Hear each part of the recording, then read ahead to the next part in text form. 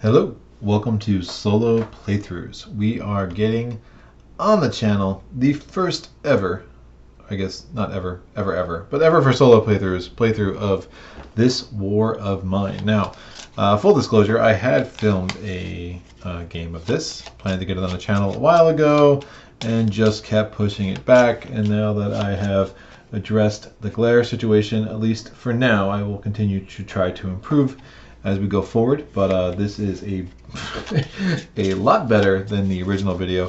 I decided just to start over and refilm a new This War of Mine. So this is a long game. I don't want to waste too much time babbling like I normally do. Let's get right into it, because we are going to try to do a full game here and hopefully do that in under 2.5 hours, because again, this is a very long game. So everything's been shuffled except for a few key things.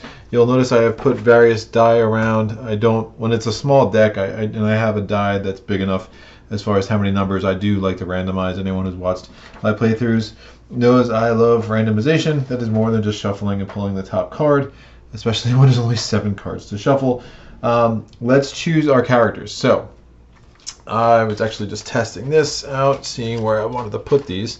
The storage space is massive in this game. I'm going to try to keep that condensed and keep the characters here. I think it will just help visually keep everything on the board for the video. So hopefully that works out. Let's shuffle these up. Now we are pulling characters until we get 2 black characters and 1 red character. And I'm just going to keep throwing them around because it's fun, and we'll go with that. So you notice I have a hunger level 2 for each of them, and we'll get into the mechanics of that if you're not familiar with this game. First card I pulled is Cveta. Cveta is the school headmistress. She has an empathy of 9. She has prowess 0. She has 3 different spirit instructions, A, B, and C. We will get to that when we get there at the end of the first round. So I'm going to find her. Where are you at, Cveta? All right, cool. We are going to make her yellow, and we're going to put one of the yellow things here to remind who is who, make it a little easier to differentiate as we go. All right, so that's done. We're going to pull another character card. We have our red character card of Marko. Love me some Marko. Prowess 2, so he can re-roll twice in certain scenarios. We go here, and if it does put some onus on us, we really would like to get that hatchet, because the hatchet is especially useful for Marko. So he's good, and then we get 1 more black character, and we're gonna get, this is red, not useful, red, not useful, red, and Anton in the house, the professor of mathematics. Again, Marko is a firefighter, and Anton is a professor of mathematics. Now, for those who don't know about this game, which I'm guessing is not many of you, but if you don't, this War of Mine, basically, you are, doesn't matter how many players you have, you are all collectively controlling the group of survivors in this war-torn city and just trying to get them to survive until the ceasefire, right? So it is a heavy game, so I will warn you right off the bat, if you do not have any familiarity with this game, there are heavy themes, there are heavy moments. There are moments in this game that will make you feel like your heart got ripped out from you in a way that board games rarely do. And it's very compelling, and that's one of the reasons I really like it. It's just a change of pace. There's some Robinson Crusoe-esque mechanics in it. For a while I thought this game was going to overtake Robinson Crusoe in, as far as my favorite games go, whatever that means. But ultimately, I've come to appreciate Robinson Crusoe a lot more when I started playing by the right rules. Go figure. And now, this is a nice change of pace for me that I will come back to now and again, and really excited to get this playthrough done today. So hopefully we can help the civilians survive. Now, you'll note that I will be using an app. This book of scripts has been crystallized into the This War of Mine board game app. I don't know who puts it out. It's excellent. I have checked. It is verbatim what is in here. Moving through this is going to be cumbersome. This will make life a lot easier. So that is nice. You notice we have our starting supplies in our storage. We have 4 components, 4 pieces of wood, 2 waters, 3 raw food, a lockpick, and a shovel. Everything else is set, and we just need to do the objective deck. So to prepare the event deck. Well, objectives too. So there are 7 possible chapter objectives. So I'm just going to roll this. I'm going to get number 9 is not helpful. Number 8 is not helpful. Come on. Number 3 is a chapter objective. So that'll be the first one. And number 7. Well, now I'm down to 6. Come on. There we go. 2. So those are my 2 chapter objectives. The rest of those are not going to be useful this game. Our chapter objectives are, and again, this is the first one I rolled, so this will be for the first round, because there's like 3 separate chapters, I should say. So this will be for the first chapter, this will be for the second. For the first chapter, we need to discard a functional firearm from the storage, and then there's a reward and the penalty if we do that. It's soldiers disarm the civilians. And then the second chapter goal is taking care of ourselves. At the end of the chapter, each character's misery must be lower than 2, and there's a reward and a penalty for that. Yowza. Alright, that could be hard, but alright, no misery. Let's go for that. And then the final objective is just going to go here. We can look at the objectives as much as we want. I just keep the one up that is active because it just helps me focus my efforts. And again, we just need to somehow get a functional firearm that we can discard. I know that is glared up. Not much I can do about that. I don't know why that one card is doing that. It's just weird angles, but that's fine. If I do it, I'll lift it up so we can actually see what's going on there. So, but we put the objective status bar on there, and we'll be able to move that over, assuming we get a chance to discard that firearm. We can do that any time we want in this chapter. I'm gonna put this back here. Now, now we have to do the event deck. The leftover character cards can go there. The event deck. To set the event deck, you're going to take 3 cards and you're going to put them. Well, there's the final events. Do I have that? Yeah, ending events. So 1, 2, and here's a chapter 3 card. Ending events. So these cards are going to go here. These are our ending events. They are randomized enough for my taste. And we have the chapter 3. We're going to put 4 more event cards on top of number 3, chapter 3. So those are the 4 rounds for chapter 2, and then we're going to put 3 more event cards on top of that, and we're going to have the chapter 1. Now the chapter 1 instruction, this card will actually tell us how to set the objectives. We've just already done that just to take care of that ahead of time. Now let us go. Now this little journal is helpful. I will probably keep it right here this entire game, because just want to make sure that we're doing all the steps right, and actually I think it will help us save time as opposed to trying to do this all from recall. Alright, this is the 10-sided die that comes with the game. We will keep that there. We'll be using that quite a bit. The last thing I have to do is put out these 3 locations. So there are, again, you'll see 10, 12, or 14. That represents how close the location is to where we are. The closer we are, the more cards we pull if we go there during the scavenging phase. So the one that is closest to us is Old Town. The next location is Church, and the location that is farthest from us out of these 3 is an abandoned cottage. Now both Old Town and Church have the ability to trade, which is going to be really important. So I didn't mention Anton's special abilities. He really has none, except he has 7 empathy, which is nice and high, and 3 inventory. So Marko has a 5 inventory, Cveta has a 2 inventory. The 5 and the 3 are really nice. It will help us be able to carry stuff back to our little our place where we're holed up at night. Alright, so the first step is going to be morning. The first thing we're going to do is we're going to draw the cards from the event cards. So we draw the chapter 1 card. It tells us about the objectives, but there's also some flavor text, which I'll read really quickly. When the Civil War broke out, many people thought that it would only last a couple of weeks. It's been a year since the military surrounded the rebels in the capital, cutting off all supply lines. The civilians still trapped in the city suffer from hunger, disease, and the constant threat of shelling. It's another day of desperate waiting for the end of this terrible war. And then we're going to draw the top event card. Our event card is not a great start. It is bad news. So first we're going to add 1 cold to the cold space. Now there are only 6 cold in the game, so once all they're there, and you will figure out the importance of cold tokens later. And we're going to raise all of our characters' misery by 1. So I'm going to go in here, and you'll see these little status things. So everyone starts with stage 2 hunger, and now we're going to all have a stage 2 misery. because we're miserable, I guess. This is not the worst card I could have pulled earlier. The games where I've pulled there's a rat infestation which eats all your food. Those are rough games. They don't go very well, generally speaking. But so all my characters now have a misery level 1 token to go along with their hunger level 2. Alright, so we're going to have to try to address that, and that event card is now resolved, and we can move on from there. So we have our day actions. How do actions work? Every character in theory has 3 actions, and you'll see that these tokens have these little circles. If a character, these tokens, you want to imagine them to be like stacked. So if a character ever has a black circle in the respective action phase that you're on, so it's like there's 3 actions every day, so hey, action 1, alright, 2 open circles, good. This Cveta has an action for action 1. Action 2, 2 open circles, Cveta has an action for action 2.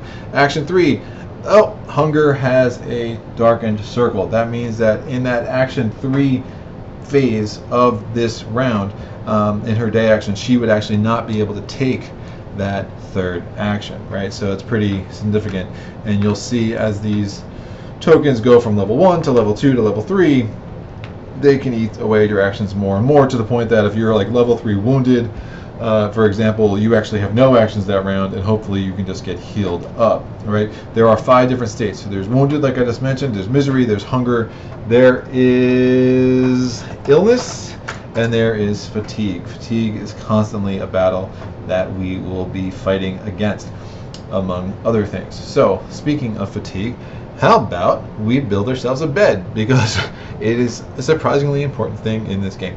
We're going to do that sometime this day. So action 1, we're going to do some searching mechanics, and we're going to try to get some cool supplies, right? So there's a heap. Now, you see that little hand? That means I can take an action there. I'm going to put Marko there. He's going to search that heap. I have access to any card that doesn't have a red card in between, so I can also send Anton over here. He's going to search there. He is going to try to find some cool stuff in that heap that's next to Marko's heap, and then we're going to put Cveta in the rubble, assign her the shovel. So to get through the rubble, you need to have a shovel, or you need to put 2 characters there. We start with a shovel in our starting supplies, so we're just going to put her there with the shovel. Now, everything's assigned. Any components or wood or whatever else which would have needed to be assigned has been assigned. Again, in this case, it's just the shovel, and we're going to carry out all those actions. So Cveta, she digs through the rubble. What happens when we turn this card over? Well, it's just the rubble remnants. So we still need to do that one more time before we can get that away and get us some access to this furniture over here, right? So she's going to go back on her card because she has done her action for phase 1 of this day action round. Marko's going to go. He searches the heap. What happens? Oh, he gets some stuff. We get ourselves a weapon part. I'm going to pull this over here. So we get a sugar. We get a weapon part. We get 5 components. Again, these little gear things. I'm going to put them in the 5 times the storage. So this is the equivalent of 5 components. And then we're going to get 2 wood, which I'm just going to put in our general storage here. All right. So that's a nice little card for us. These come down, all go directly into storage, and that goes away. And then Anton, what does he find in his heap? Well, lo and behold, he finds another lockpick. So we already had 1 lockpick, now we have 2.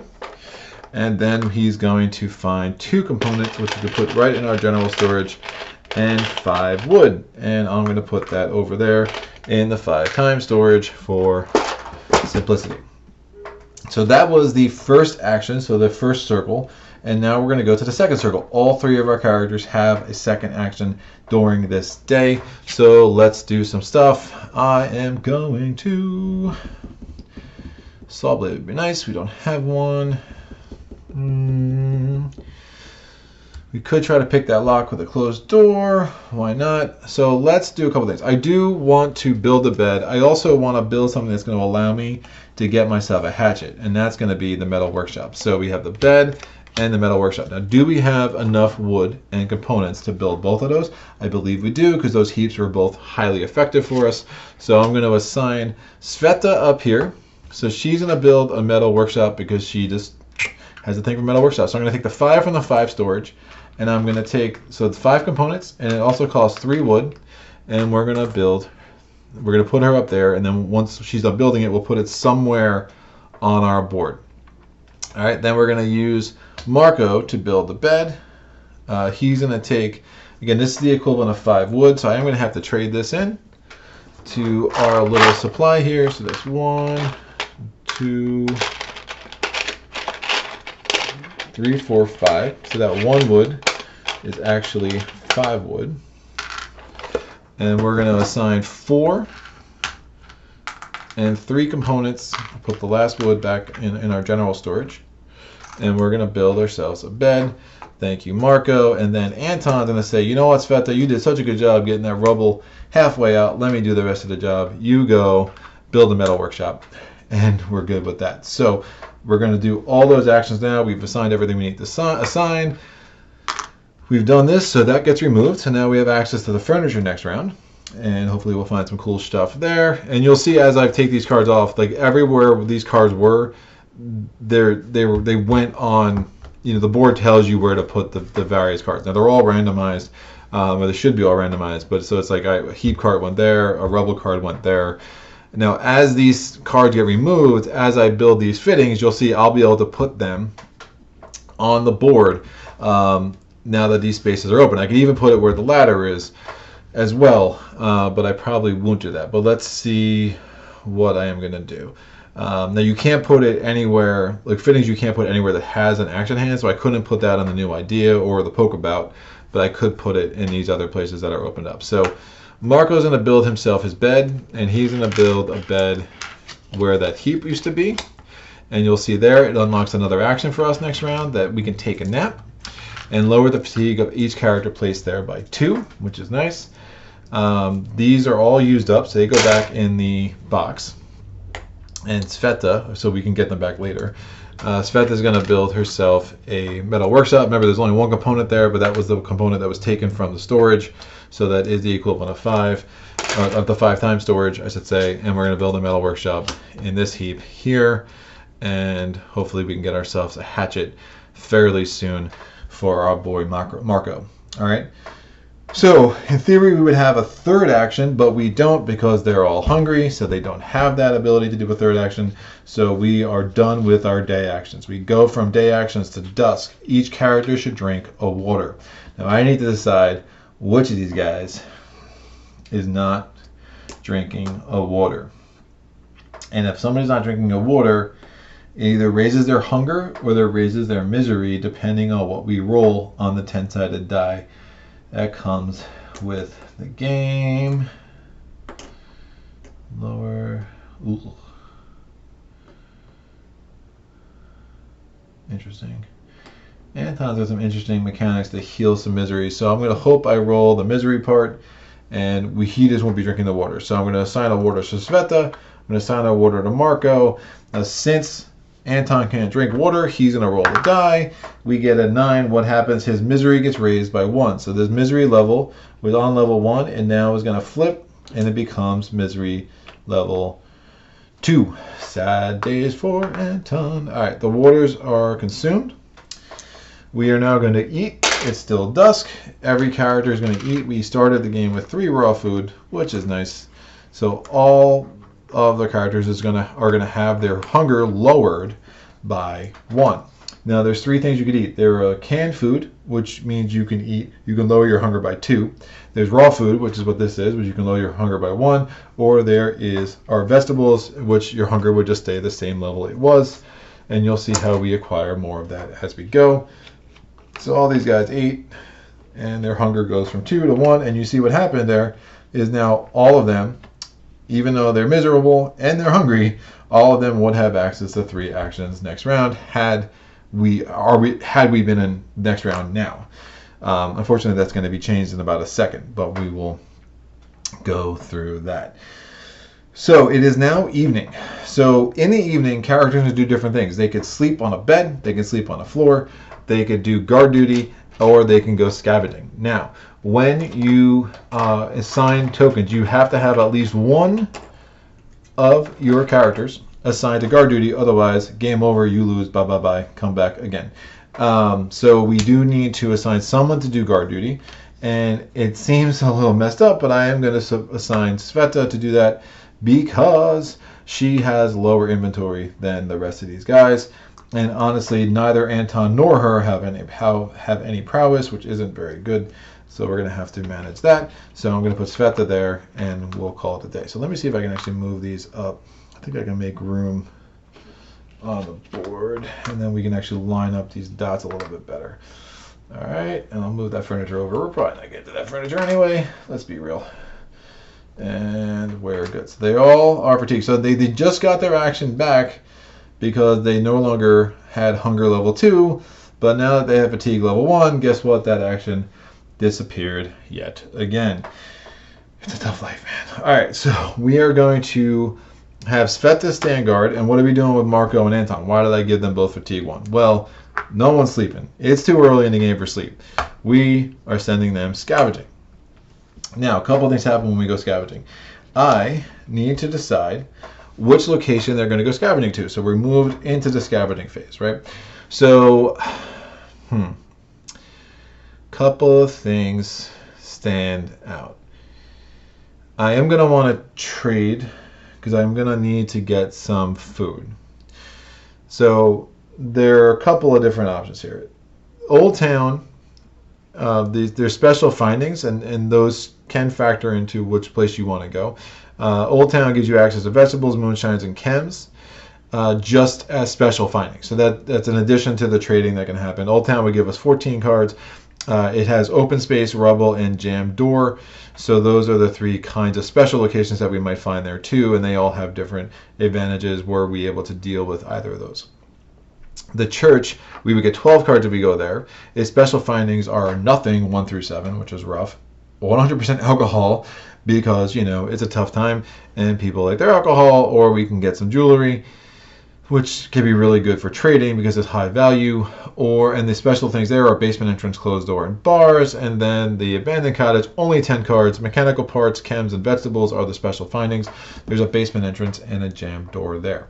What I'm going to do is I want to go to Old Town for a couple reasons. One, it has a trading ability there, and I think that will be really helpful. And there's a rubble. So as the characters that are going scavenging, we can decide what are they going to bring with them, right? I do want to keep a weapon part because I need at least 2 of those to build my hatchet, right? So I'm not ready to depart with that, even though it would have a trade value of 2. So you see all these tokens, right? They'll have a little number in a yellow circle, which indicates their trade value. But they also have weight, and the weapon part also has weight. And weight can affect your inventory and how many things you can bring back. So you're trying to balance a lot of things with the scavenging phase. But there's rubble in Old Town. So even though I'm going to bring the shovel, I want to bring the shovel because if I come across some rubble, the shovel could be really, really helpful, right? Obviously. Excuse me. The shovel does weigh 1 though, so there's going to be 1 less thing I'll be able to bring back with me unless I decide to trade it. I have 2 lockpicks. Who needs that? I'll bring 1 of them, and then especially if I get that hatchet, I'm not going to need the other lockpick because I can use Marko. Marko can use the hatchet as if it was, right? So Marko has a special ability, break-in. Marko may use a hatchet to open closed doors as if he was using a lockpick. So you know what? I'm gonna probably trade both those lockpicks. Why not? They don't weigh anything, and I'll bring the sugar. It has trade value of 3 and cost 1. Not really useful to me, but can really, help me get some other things. So these are the things that I'm bringing with me. I put them in the findings pile, and now I'm going to put both Marko and Anton in the Old Town to represent that is where they went. So what happens? So 14 cards. We're going to take the top 14 cards from the exploration deck. So 1, 2, 3, 4, 5, 6, 7, 8, 9, 10, 11, 12, 13, and 14. We're going to take these 14 cards and we're going to put them in the unknown deck. All right, now we're going to resolve these one at a time until we're allowed to stop or until we run out of exploration cards. Now, these resonants represent people that we might run into during our scavenging and exploration, so we need to be careful because some of them have a little, some dark purposes and aren't our friends. Findings represent the things that we stumble upon as we're scavenging, and the night raids we will get to in the next stage. So we have our 14 cards in the exploration deck. and I'm going to turn the top one over and see what it says. So private, we can ignore this card or search the pantry. Now, private locations have a special thing that there are certain reasons why you might not want to do this, but we're not going to be negatively affected by the private here. So let's search the pantry. Now we have two options of how to do it. We can return 2 exploration cards, right? The more cards we return, just obvious, it means that the less opportunity we have to find stuff.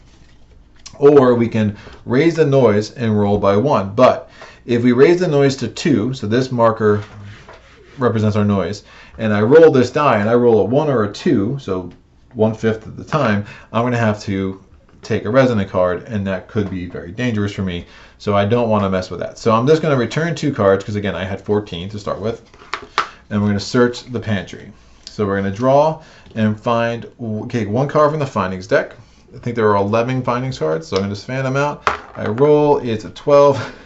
Yep, there's only 11. Of course, I rolled a 12. Is there 11? Yep, there's 11. I rolled a 1, so we're going to take the first one. And again, these findings cards have 3 different types of findings. We have pantry, we have furniture, and we have heap. So we're told to search the pantry. What do we get? We get raw food. Nice. Big fan of that. So that's going to go in our findings pile in addition to the stuff that we brought with us. And we have some moonshine. Now, don't really need the moonshine, but again, it has trade value of 3. So hopefully we can give that to somebody else and get something else we need for it. But you also see next to the pantry, there's a picture of the die from the game. So I'm going to roll that. I rolled a 1. What's my special finding? Oh, 1 through 4, nothing. Great. Good roll, Greg. So we're going to take this card. We're going to shuffle it back in our findings deck.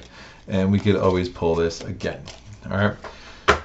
Put that there. So that was our first card. Not a bad start. So if we did a trade now, we would actually have trade value. I'm going to keep the shovel, obviously. I want to keep the raw food because my guys are all still hungry level 1. But I would actually have 16 in value of things I could potentially trade, right? So it's a good start. Maybe we can get some more. So we have climb up. We can look for another way, which return 3 exploration cards, or we can climb. We roll the gray combat die, and for every fist we roll, we determine how many wounds that character would take. Honestly, not looking to get wounded right now. I got 14 cards for a reason. Let's return 3 of them and just call it a day. It'd be safe. So I want 6 of these left because I do want to trade, right? So it's a little risky, but I'm going to pull 1 more and hope it's something that isn't awful. Basement entrance. Now, map card. Check my map card. The current location does not have a basement entrance. So this card just gets discarded into the discard, and we pull again from the exploration deck, not the unknown deck. So it's like replacing itself because we don't have access to a basement entrance. Private. Awesome. Now remember, I want to have these 6 cards. So I'm going to take the risk this time. Instead of returning 2 exploration cards to resolve a findings card like I did with the search the pantry, I am going to raise the noise by 1 and roll from the noise and hope I got all the ones out of the way. I rolled a 6, which is nice. Since the number I rolled is higher than the noise level, I do not trigger an encounter, and that makes me happy. So now I can draw and resolve 1 of these findings cards. Again, there's 11 here. I'm going to roll. I rolled an 8. 11, 10, 9, and 8. What is 8? We search the furniture and we find a knife, a cigarette, and a shell. So we have our knife. I might just keep that. We'll see. We get a cigarette and we get a shell. So some good options there. And then I get to roll the die, as I do every time you resolve a findings card. I rolled a 9 this time. Much better. I get a vegetable. That's great. That will help me keep somebody's hunger at its current level, and that could go very well. So this just gets shuffled back into the findings deck. So now, what am I going to do? I'm going to return the last 6 exploration cards to trade. There we go. And then what happens here? So it's on this card, return 6 exploration cards to trade, C55. So I'm going to go to the script. Again, 55 would be in here, but instead of going to that book, we're just going to put it into this handy dandy app, 55, and it says Despite the crowds, this does not look like any marketplace that existed before the war. Faded people resembling skeletons try to barter junk and scrap. We join them. You may buy any tokens here. Alright, so we can buy, there are different kinds of tokens. There are red tokens, which are more like military and defense. There are yellow tokens, which are like medicines, bandages. There are green tokens, which are like food and alcohol, moonshine, cigarettes, coffee. Then there are the gray ones, which are like, there's a guitar, there's electrical parts, there's books, there's a whole bunch of stuff that's in here. Right? So, what do I want? Now, the trade commission is 4. Now, that's, it's like it's a haircut off the top. So we need to discard 4 worth of goods. I'm going to discard the shell and the sugar, and now since that's paid, now everything else we can do, we can turn into different items. So what items might be important for my characters? Well, Cveta needs to discard coffee at certain points, otherwise her misery gets raised, because you know people need their coffee. I get it, Cveta. We're on the same page here. I like it. But no one else has anything real special, although Anton, if there's a book, he can lower his misery. And remember that second objective here had to do, for the next chapter, had to do with making sure our misery was low. So it might be actually helpful to have at least 1 book for Anton, right? So what do we say we're gonna want 1 coffee at least and 1 book. So let me get out a book that's in the gray units, and let me get out a coffee, because I know I'm gonna want these 2 things. So what else might I want? This is, I could trade. Probably want to keep the knife because I think it could come in handy. So this would be 14 left to trade. If I got rid of the knife, it would be 22 left to trade. I'm gonna build the hatchet, I think, next part. So I do need a I need 1 more weapon part. So let me not forget that. So that costs 2. Right? So that's 4 worth of things that I want to get. So this is 5, 10, 14, 22. This is 4. So I have 18 left to spend. Let me get another raw food. And let me... I'll just get 2 more coffees while I'm here. It's 1 less thing to worry about. Next time, I don't think I can afford a vegetable, right? Because this is 14.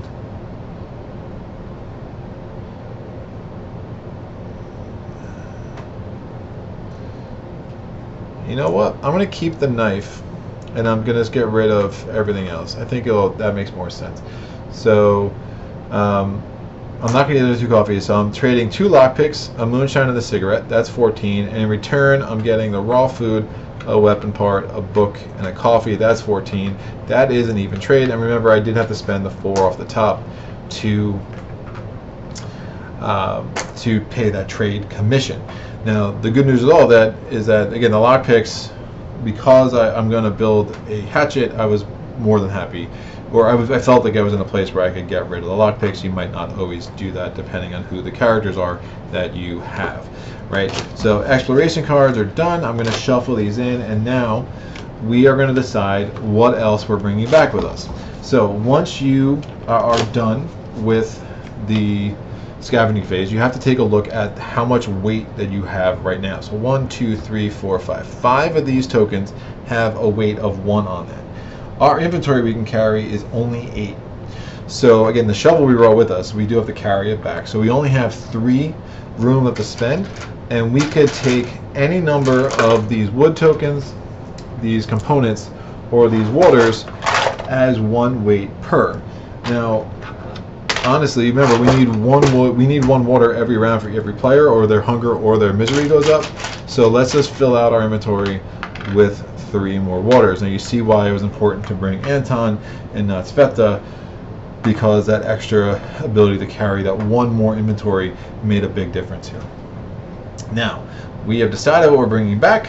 We are now going to go to the night raid phase. So, we choose weapons for the guards. Cveta, well, we don't have any weapons for you. You're a schoolmistress. You're badass. You're gonna keep this guard. You're gonna be able to defend yourself just with your fists and that, I guess, that book in your hand, presumably. Now we have to draw a Night Raid card. So to start the game, there are only 5 different Night Raid cards. We're gonna roll this die. We're pulling the first one. What happens? So we are being attacked by starving people, right? And some of these cards go out when they're done. Some of these cards get shuffled back in. This is one of the ones that will get shuffled back in. So what happens? The starving people, they're going to do 4 damage and 1 wound. We can cancel some of that by rolling this die, assuming we get anything that's not a blank. So I'm going to roll this die, and it's a blank. So that didn't go very well.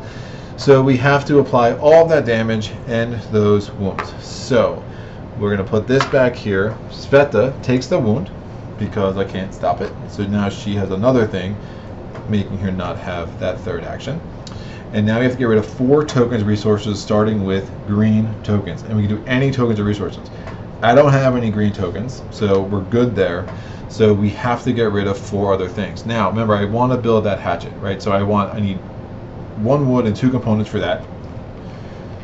And I need that 1 weapon part, because there's also 2 weapon parts. So I can get rid of these 3 wood and this 1 component, and my storage is going to be really depleted next round, but I'm going to have what I need to at least build that hatchet, which is going to be pretty important. So, okay, 1 weapon part, 1 wood, 2 weapon parts, 2 components. We're going to have everything we need.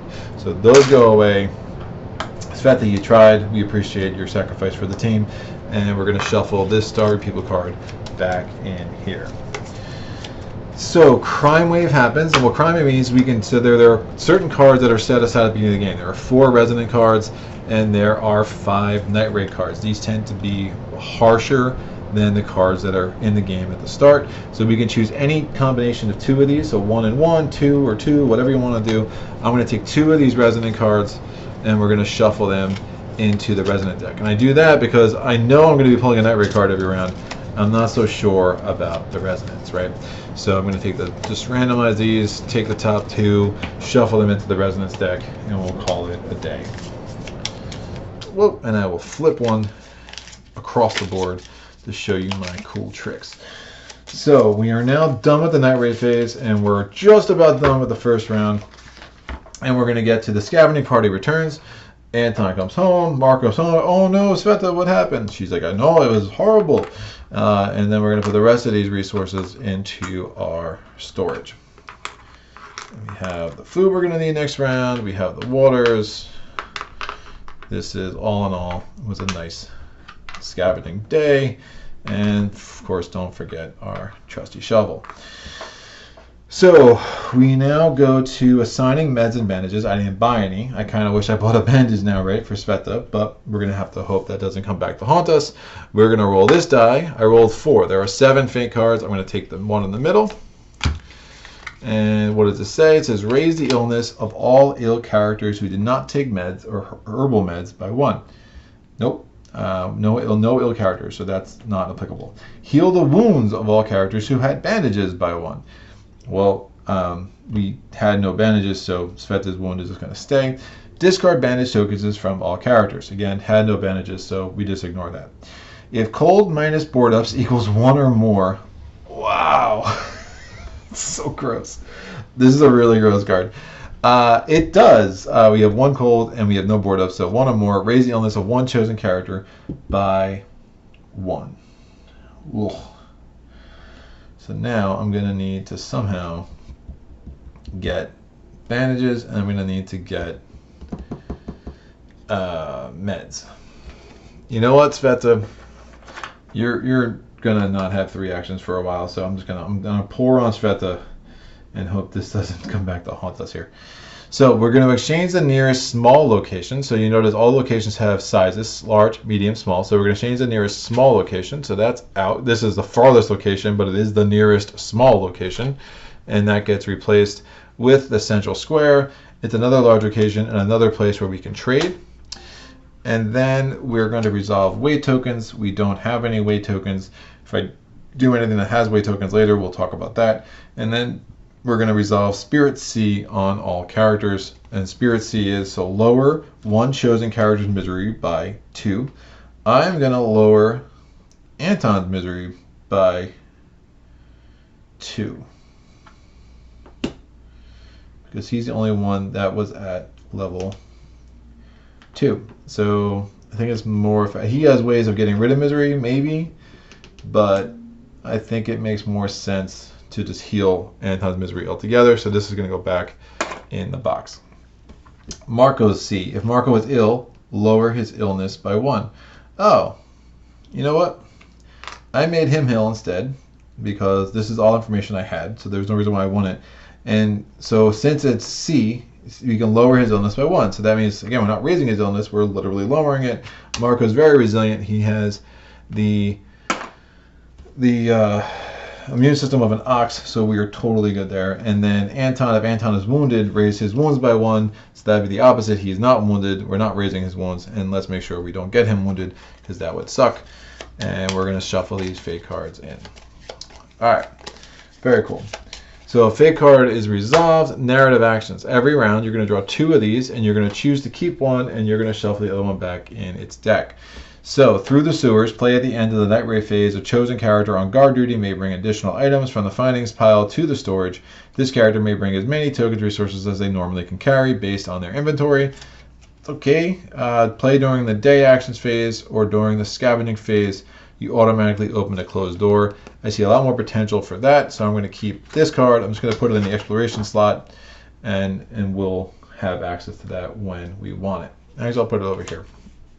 All right, so these narrative actions are going to be very helpful. I do tend to use them fairly quickly. So, interesting. Let us go back. Now, if somebody had died, we'd have to do some things with misery. Makes sense. And then we're going to go all the way back to round 2 in the morning. We are going to draw an event card, and it's Groundhog Day. Start it all over, kids. Reality impact. So we're going to add 1 cold to the cold space. So now we have 2 colds. I need to build a workshop too. Shoot. Okay. Next thing I want to build is I want to build a workshop because I want to start building board ups, which I'll explain. They're very, very important. So reality impact. Something unexpected has happened. Draw a card from a colors deck to determine the color of the script. So I am going to, there's 5 cards in the color deck. I'm going to roll. I rolled a 6, not helpful. I rolled a 3. So our reality impact color is gray. Then reveal the top card of the event deck. Check the number with the color on it. So I'm going to reveal this card, and I'm looking at these numbers. So there's a 93 in a gray circle. So I'm going to go to 93. And it says here, we'll do this right now. It says, shuffle the event card into the appropriate chapter of the event deck. So I know Rat Infestation is coming up, which is really gross. So I'm going to want to get canned food, because any green token that's not canned food, moonshine or alcohol, is going to go away. All right, well, at least I'm glad we had that little advanced notice of that, because that's gross. And then we're going to shuffle the event in the appropriate chapter. We shuffled it back into chapter 1. Oh, we also need to get a firearm, because at some point we're going to want to discard that. Oh, shoot. All right, we got a couple things we need to get on top of quicker. And then we're going to go to 93. So 93, it says, early in the morning we heard an explosion. Our building shook slightly, and some plaster fell on our heads. We felt unsure about what would happen next. We have 2 options here. We can go to see what has happened, or we can ignore it. Who ignores things like that? That doesn't make any sense. All right, the street was covered in dust. More dust hung in the air and was setting slowly. Our shoes left tracks as if we were walking on fresh snow. The dust stung our eyes and made it difficult to breathe, so we covered our mouths and noses with our clothes. When we reached the corner, we saw a crowd of people staring at a large field of rubble where an abandoned tenement had stood moments before. Some of the people who had gathered were also covered in dust and looked like living statues. They said the missile hit the weakest point in the wall, and the building folded like a house of cards. An hour ago, we saw 2 homeless guys go into that building. It was raining, and they probably wanted the place to keep warm. They were sitting over there by the entrance. A few people walked over to the rubble. Someone noticed a shoe, and someone else saw a bloody pair of glasses. We look around at the faces of the people. Find any card in the visitor's deck and resolve it immediately. Find any card in the visitor's deck and resolve it immediately.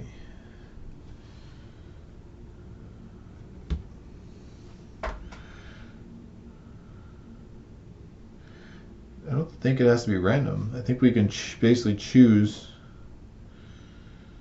We can choose a visitor. I think, if I'm reading this right. Ooh.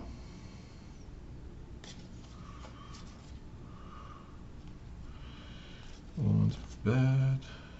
Whoa.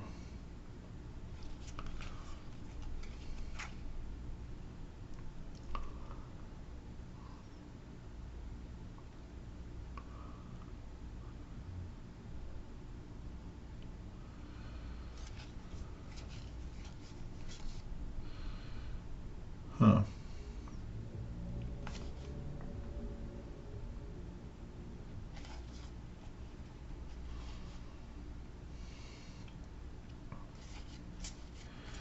So I know I need a gun.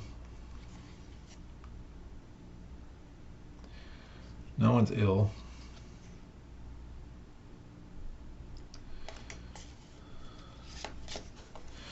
So I'm gonna take from the visitors deck. I'm assuming I'm reading this right. It says find any card. So in most games that means you get to choose. So we have this arrival card, right? A feverish stranger asks for shelter. If you decide to take this person in, so this is the visitors deck up here. I'll put this back. So if you decide to take this person in, draw a card from the unused character deck and add them to your group. So I'm going to add another person to our group.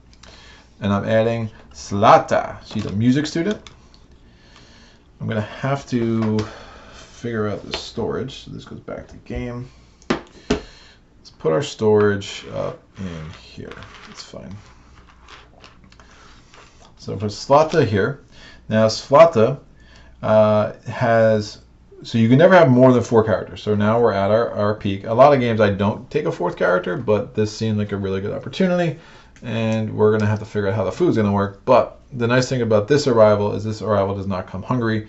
So it's a little less concerning. All right, so she comes in. Draw a card from the unused character deck. We did that. Place a level 1 illness on her. And we have a bandages, which is really nice because I can assign that to Cveta next round. So I'm going to take the bandages, and that goes in our storage. And she also has a shotgun, which is the functional gun we're going to need because we are going to want to, again, get rid of that because the penalties of not doing those chapter objectives are kind of gross. And the shotgun has 1 ammo, which I'm going to take out here. So all this goes in our storage.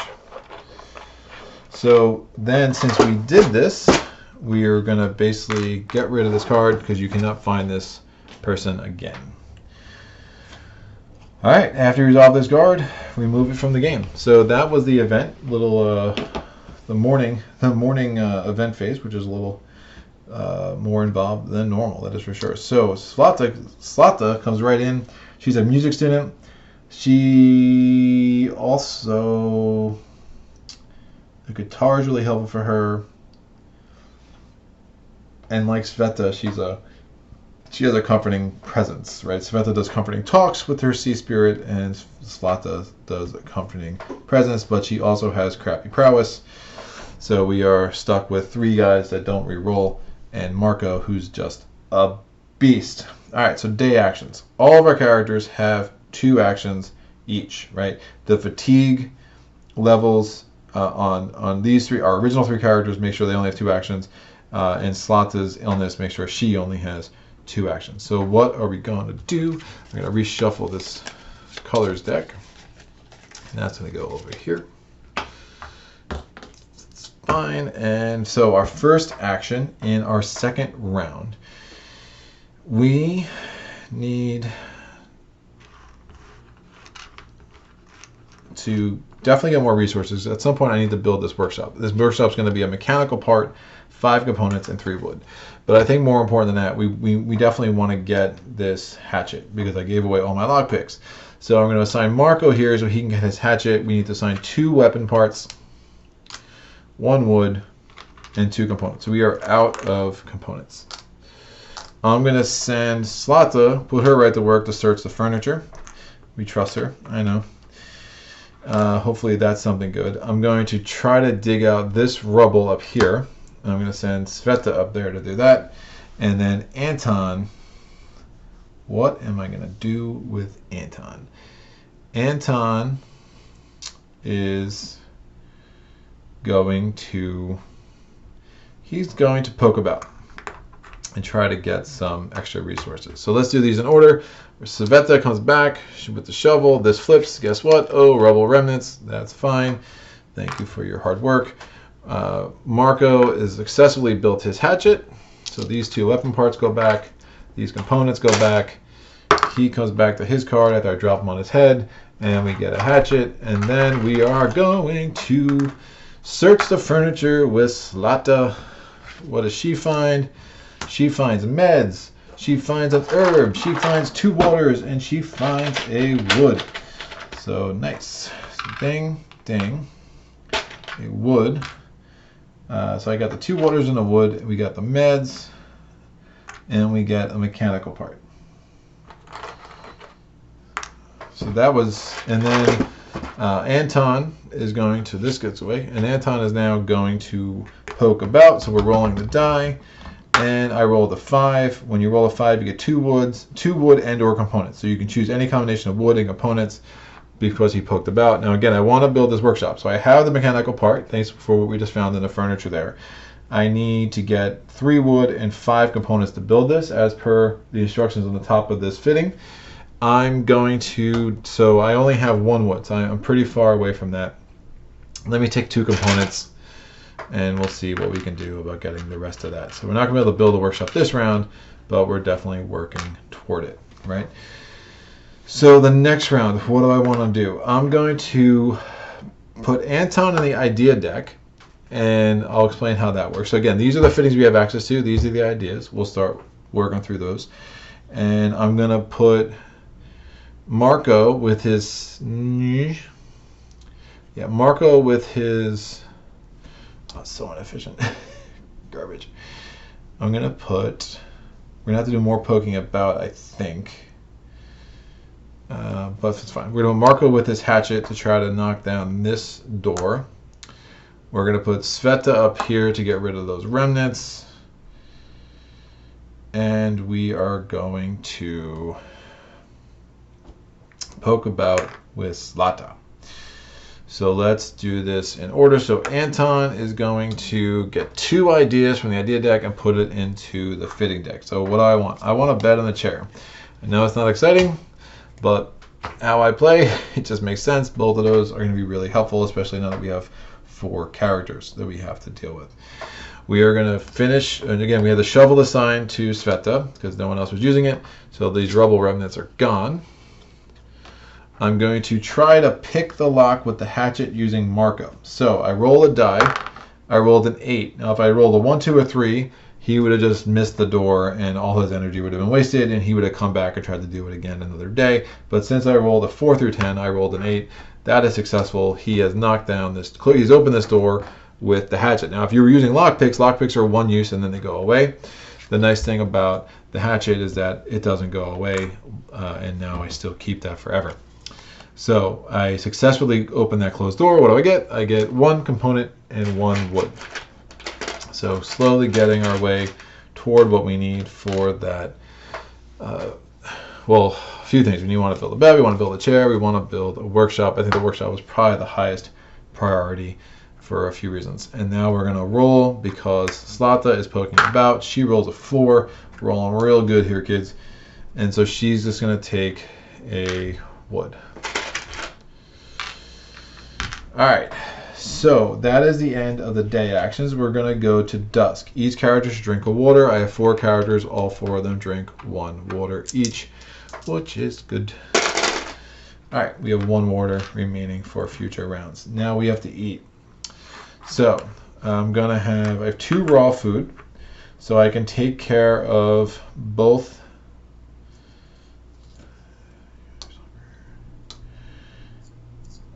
I can take care of 2 hungers and leave 1 hunger the same. So I'm going to leave Cveta's hunger the same.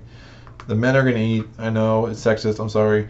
And then Cveta doesn't eat at all, so her hunger is actually raised. So what I did was I ate the 2 raw food and the vegetables. Anton's hunger went down by 1. Marko's hunger went down by 1. Cveta's hunger stayed the same because she ate the vegetable, and Slata's hunger went up by 1 because she didn't eat at all. She's new. She is lowest on the totem pole. It happens. Alright, so now we have to go to the evening phase. So now I have 4 characters I can assign, right? And I have some cool weapons that I can give to people. Slata's inventory is 4. Marko's got obviously the best inventory. How do I want to do this?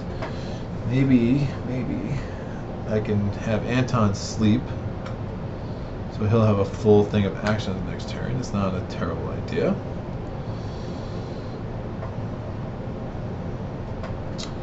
So he's got nothing else affecting him.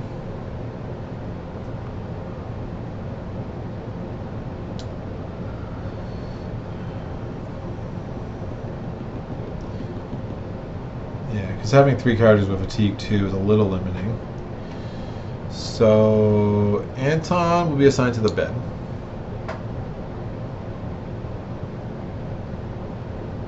Unless I have 2 guys stay guard.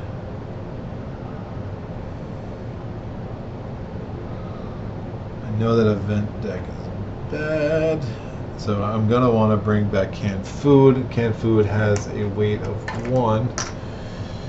How am I going to get the canned food? The shotgun is so great to trade, but again, I need to discard a gun to deal with this before the end of the next phase.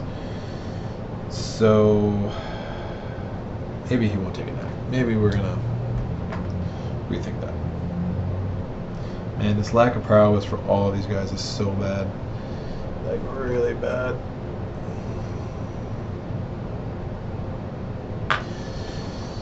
Alright, well, shotgun's actually helpful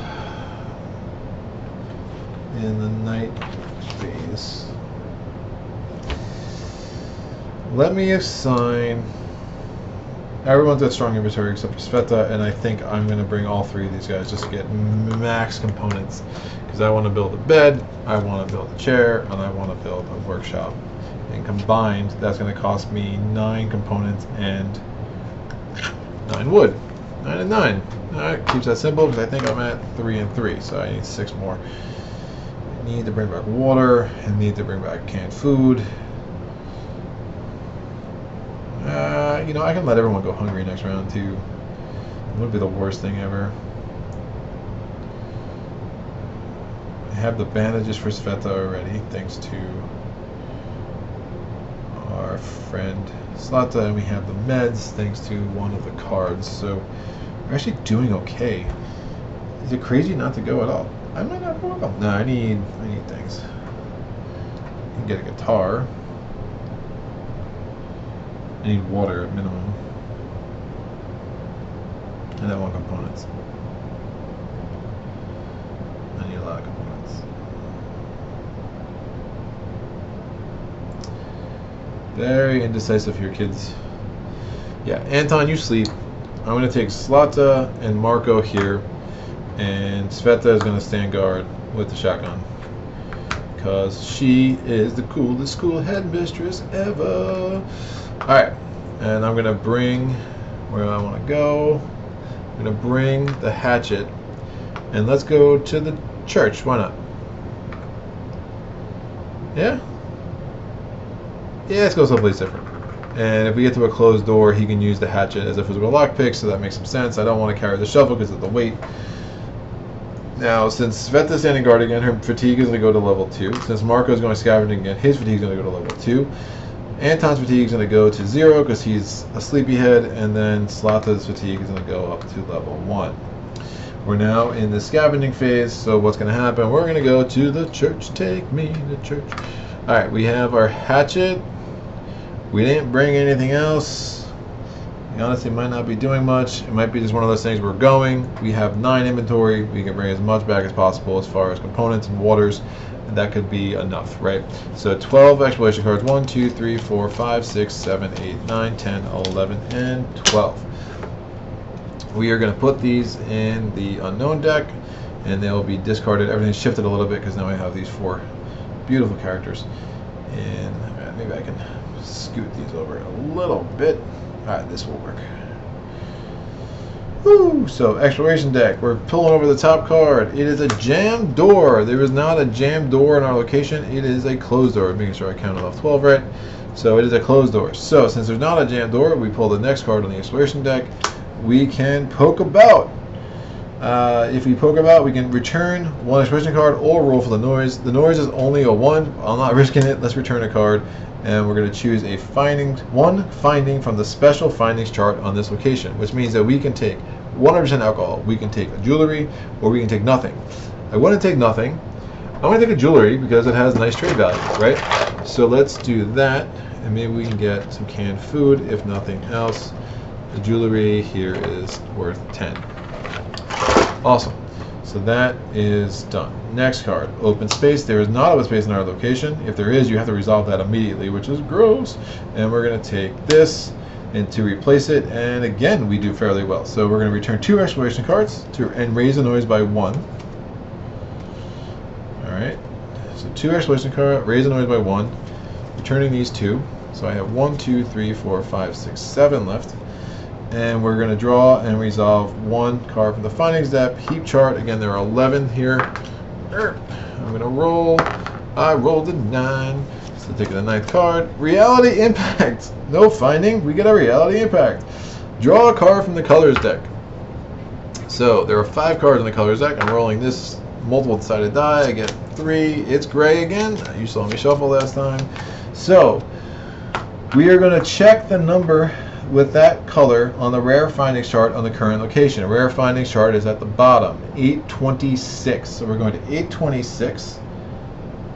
And what does it say? It says, whatever our creed and worldview, walking around inside the church, we feel a kind of exaltation and respect.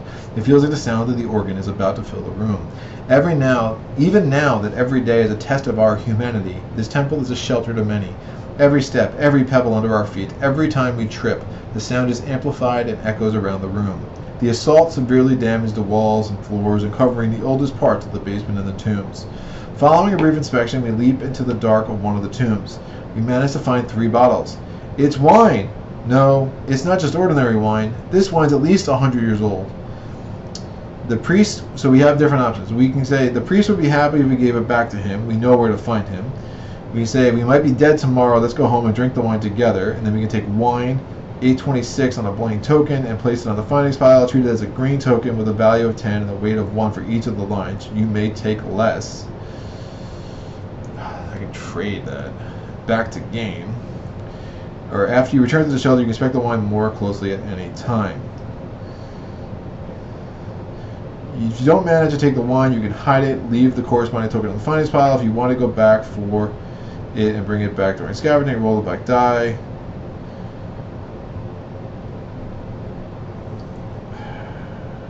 I think I'm going to take the wine and trade it. So, because there's 3 lines on it, so it's got a value of 30. That makes me happy. So we just take a random token. I'm not even going to bother writing on it. You see the game gives you these extra tokens. So this is codes 1307, map 1791. So now we have wine 826 with 3 lines in it. So I noticed this has a value of 30. I'm going to immediately trade it. It has a weight of 1. I'm not carrying that weight back. I definitely want to trade because now I have 40 worth of items that I can trade. So we're going to take that and we go, and I can expect it when I go back to the shelter. I'm assuming there's other benefits if I bring it back to the shelter, but no thanks you. Back to game with our 30 value in wine. Great. 1, 2, 3, 4, 5, 6, and 7. All right. So we did this. Afterwards, place this card under the current location. When the location card is removed from the game, shuffle the reality impact back into the findings deck. So this is going to go underneath the church, so we won't get that script again this game. And again, I played this game so many times, and like it's amazing how many scripts there really are. You very rarely read the same script twice. What do I want to do? I'm going to. The problem is if there's a commission at the church, I'm going to have to get rid of the jewelry to pay that commission, and then just trade with the codes. Which, I mean, there's worst. Worst is not a word. There are worse things that could happen. But I really don't love it. So let me pull one more stairs up. We can return 2 expression cards or raise the noise by 2 and roll for the noise. I want to keep these 6 cards to trade, so I'm raising by 2, rolling for the noise, hoping I roll higher than a 4, an 8, golden. So now I'm going to return these 6 to trade, because I don't want to carry that wine back. So all the expression cards are gone. And we're going to go to 902 to trade in the church. Again, last time we did 55 to trade in the old town. Now we're trading in the church. There are quite a few people among the ruins of the old church. They're hoping they'll receive something to eat, even just a very meager meal. They bring all their belongings with them. They have with them anything of value, items that have been in their family for years, or whatever they've managed to scavenge in the ruined city. When the local priest fails to obtain any ingredients to prepare even the most basic of soups, the people know who to turn to as a last resort. There are several traders nearby who lurk like vultures. They wait for the most desperate people. You may buy any green and yellow tokens here. Trade sheet. So it's very not efficient. So I'm going to use the trade commission. You have to pay the trade commission before you can trade. So this has a value of 10. The trade commission is only 2, but I have to spend it. And now I'm spending the 30 value worth of wine, and I'm going to take 2 canned foods. All right. They cost 15 each. They'll be very helpful. So now I'm going to determine what I'm bringing back, because I have to choose the rest of my findings. I only have 3 weight that I'm currently carrying. I have 9 inventory, so I can bring 6 more back. So what do I need? I need 3 more waters, because I have 4 people. And I'm going to grab, and I'm going to throw that across the table. And I have 1 water left in the storage. And now I'm going to grab 2 woods and a component. Remember, I need 9 and 9 to build everything I really want to build back in our shelter. So that is done with the scavenging phase. We go to the night raid phase. We have Cveta armed with her shotgun because she's a beast. We are going to pull a night raid card 4. We're pulling number 4. And what is it? It is starving people again. They're back. They had so much success last time. So what are we doing, Cveta? So they would do 4 damage, and they would do 1 wound, right? Cveta's already wounded. She's not going to take that. So we are rolling. Where was this? This goes here. We are rolling the red die, and we're going to discard this ammo, because we need to discard ammo if we're taking a shot, right? So we're discarding this ammo back into the supply, and we're rolling this to see how much of this damage and wounds we can prevent. Ooh, yeah! All right, so this icon is special. If it's 1 out of 6 shot, but I'm telling you, man, you do not mess with the school headmistress. If that is rolled, you ignore the kite raid card currently in play. That was awesome. And then this gets shuffled in. Cveta is a beast. This goes here. This goes back to 1. This goes back here. And now we go to the next of the crime wave. So we go with 2 more resonance cards.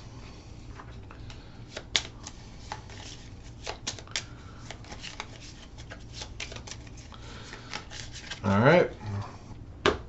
And then we go to the next phase, Dawn. The scavenging party returns. These are both going to come. All of this is going to come into our little storage, our makeshift storage unit, because we've kind of changed this border out a little bit. The shotgun now has no more ammo, so what I'm going to do? I'm just going to discard this, and we're going to make sure we finish this objective, because that's going to be helpful. And then Anton's going to wake up and say, "Oh, I heard a shotgun shot. Good job, Cveta. Look at those starving people that you scared away with that perfect shotgun blast." Now we have to draw, we can assign bandages. Obviously I'm going to give the bandage to Cveta, and I'm going to give our little meds to Zlata. No one else is sick, and no one else is wounded. We're going to draw a fate card. I rolled 3, so we're going to take the 3rd card here. I fanned it out that way, so whatever. I'm consistent with it, I promise. That goes there. So raise the illness of all characters who did not take any meds by 1. That is no one. Heal the wounds of all characters who had bandages by 1. Yeah, buddy. And then it says discard bandages from all characters. So this bandage goes away, and this wound goes away. We have nobody wounded anymore, which is nice. If cold minus board ups equals 5 or more, cold is 2, board ups are 0, 2 minus 0 is 2, that is less than 5, we're good. So if otherwise, if we weren't good, we'd have to raise the illness of all characters by 1. Gross. Exchange the nearest medium location. That's large. That is medium. So church goes away. This can get shuffled back into the findings deck. And then we're going to move central square down to the middle location. And we're going to draw a new location, and we get a hotel. And that's going to go up there. All right. Resolve any weight tokens there are none. And then resolve Spirit A of all characters. Spirit A for Slata. If there is a Qatar in storage, lower 2 chosen characters' misery by 1. There is not a Qatar. Cveta, if any character in the group is hungry, level 3 or more, raise her misery by 1. No one's hungry, level 3 or more. If any character in the group is hungry, level 3, raise Marko's misery by 1. Again, doesn't apply. And if there is 1 book in storage and Anton's misery is miserable, and Anton's miserable, which he isn't, if he was miserable, we could lower his misery and then raise his fatigue. But again, we don't have to worry about that. So we're in a really good spot, especially considering some rats are about to come in and eat all of our food. We're going to draw 2 of these narrative actions. And we have Night Owl play at the beginning of the evening phase. Choose 1 character. This character may now perform all of their actions again. Or Resourceful, play when crafting any fitting. Ignore the requirement for 1 of the resource or token types. Again, not just 1. 1 of the resource or token types. The entire type you can ignore. It's a very, very strong card. All right. So Night Owl is really nice, but I think Resourceful is better with the number of things that I want to build. So I'm going to stick with Resourceful. And the 3 actions max that I could get, I don't think are going to make up for Resourceful. So we're going to shuffle this back in here. All right, so we're going to go back to the beginning. In the beginning, there was a morning, and in the morning, there was an event. Rat infestation. We're going to add 2 cold to the... Yikes. We're going to add 2 cold to the thing, the cold space. So now we're at 4, right? You max out at 6.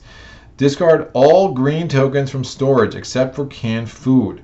The only green token we have that is not canned food or moonshine or alcohol. So the only token that's not that is this 1 coffee.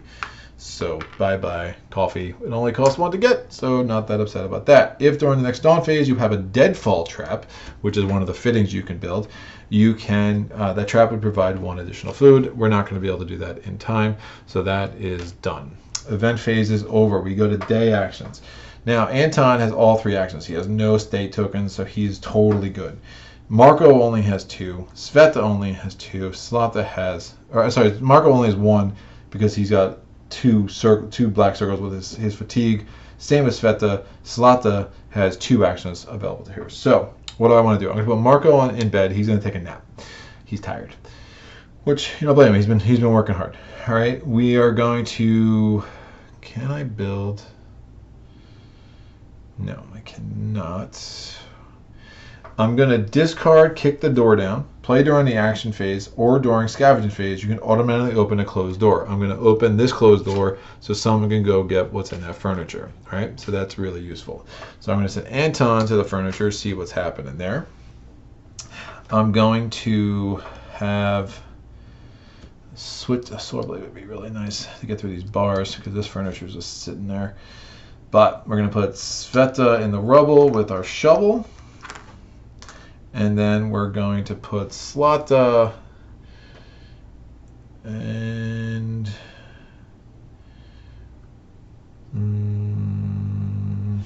this is where we start building board ups, right? I'm making sure I'm not messing this up. Yep.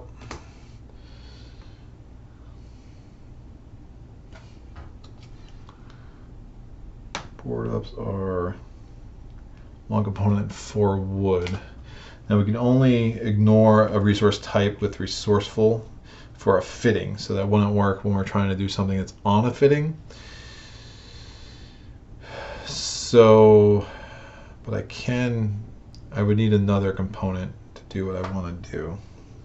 We can get 1 board up on the board, I think, with Anton, which I think will be helpful. All right, so we're going to put Slata here. So Marko took a nap, so his fatigue is lowered by 2, right? So that's really, really helpful. Welcome back, Marko. Anton is done with this furniture. And what do we find? We find 2 books, a lockpick, jewelry, 2 components, and a wood. It's a beautiful array of stuff. So there's the 2 components. There's the wood. We get jewelry. We get 2 books. And we get a lockpick.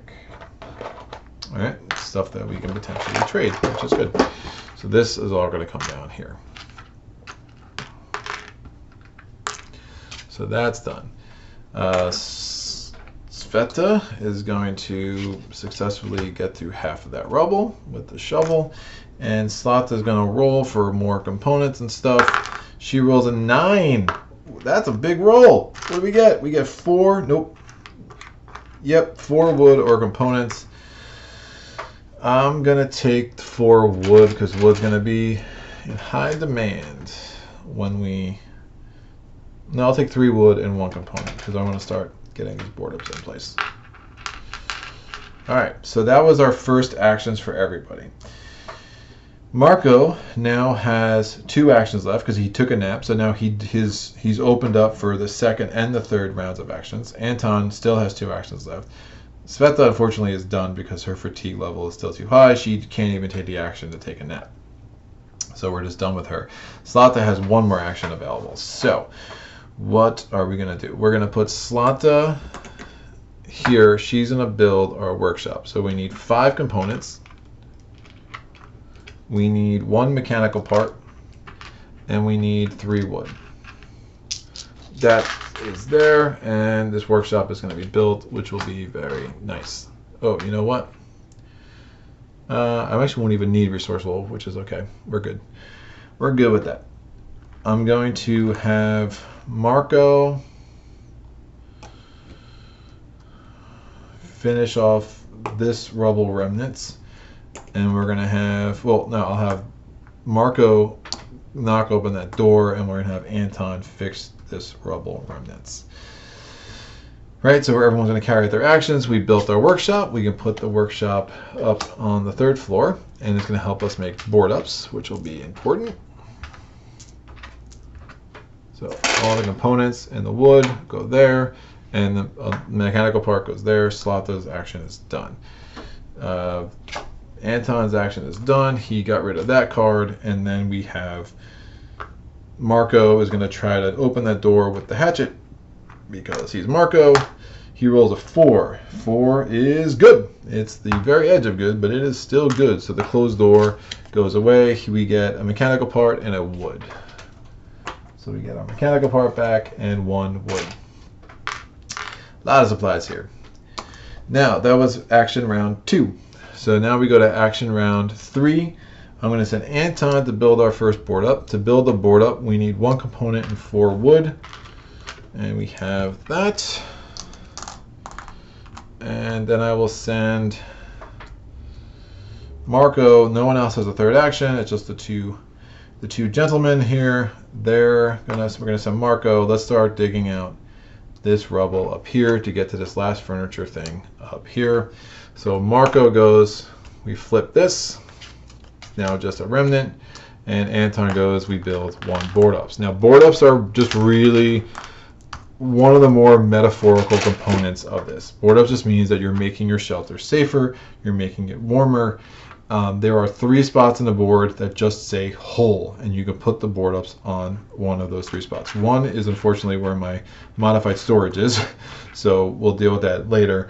But I'm going to take, there's only 3 board up tokens. I'm going to put one of those board up tokens right up here, just to indicate that, hey, this is a little bit safer. Again, it's all metaphorical, so just don't worry about the exact placement. It just means that, again, we'll have some benefits now that we have 1 board up.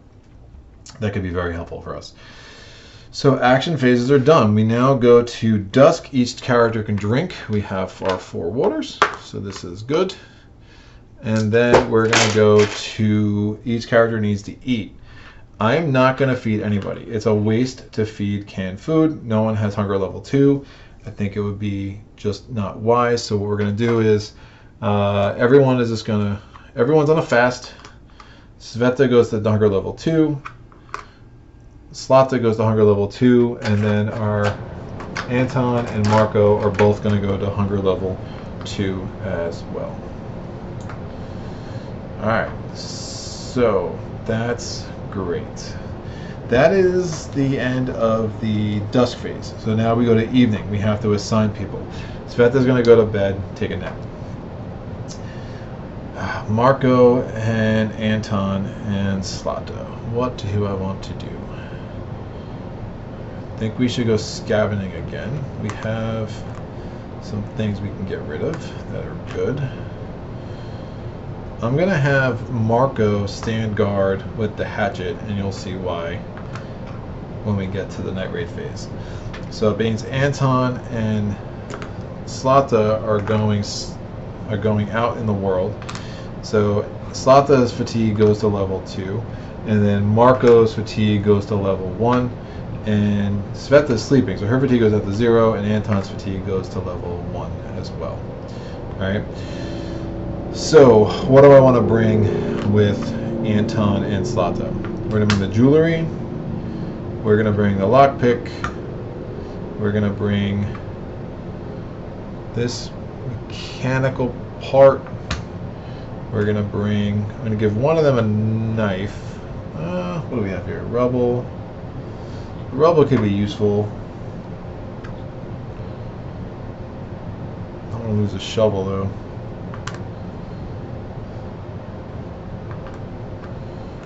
Maybe trade this knife.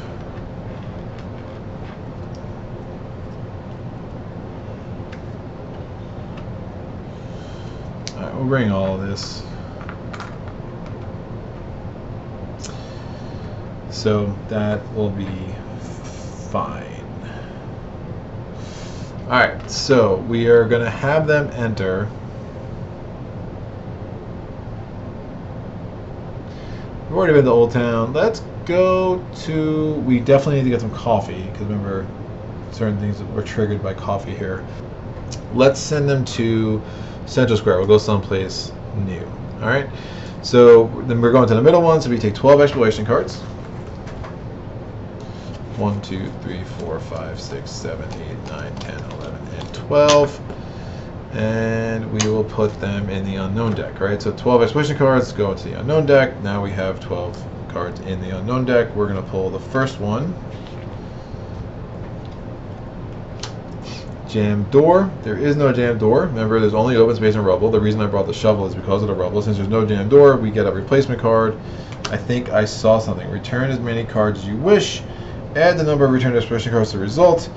Result 1 through 5, draw and resolve an exploration card, a resonance card. No, thank you. I'm going to discard 4,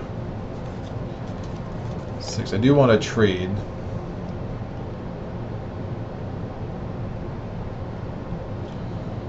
You can see how scared of these resonant cards I am, right? Alright, I'm going to just discard 3. So I'm discarding 3, so I need to roll anything but a 1 or a 2. Where's my black die? Black die, where are you hiding? Here it is. You're right in front of my face. 5. Alright, so good. So we rolled, our result was 3 plus 5, so it's 8, so we don't have to resolve our resonance card.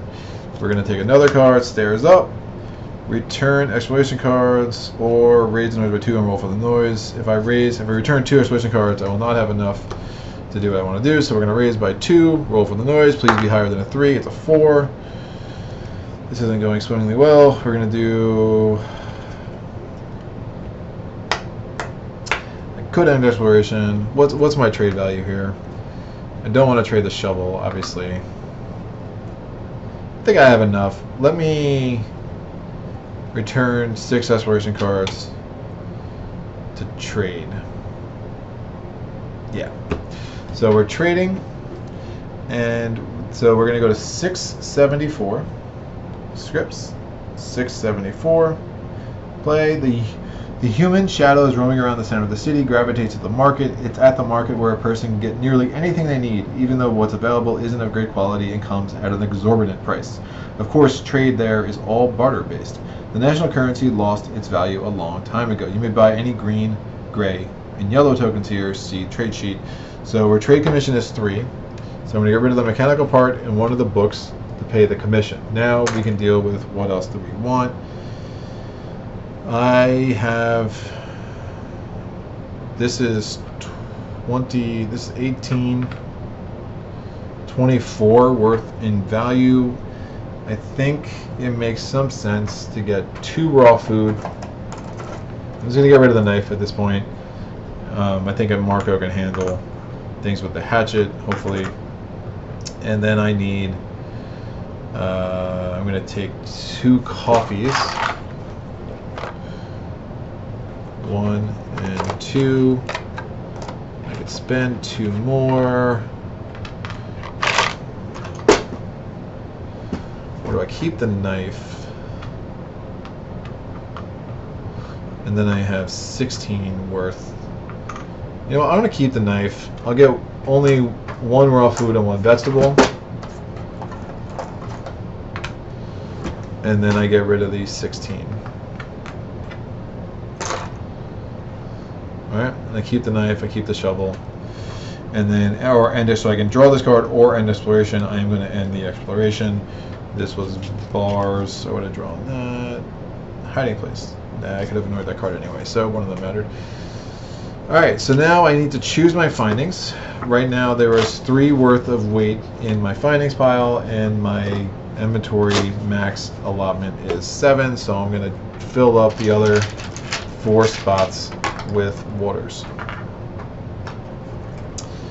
Very good. So this is that. They're ready to come on home. So what is next? After the scavenging phase, we go to the night raid phase. We have Marko standing guard. He's standing there with the hatchet. We're going to roll a die to see what raid card. It's number 3. Starving people are back. You see me rolling every time. So we have 1 board up. Now 1 board up means that, so there's 4 damage and 1 wound. We could use this board up to say, hey, we're going to eliminate one of those 5 total things of things that are going to mess us up. Now remember, the damage is a problematic because we have to get rid of any 4 tokens of resources, but we have to start with our green tokens, and our only green tokens both cost us 15 each to get, so obviously don't want to do that.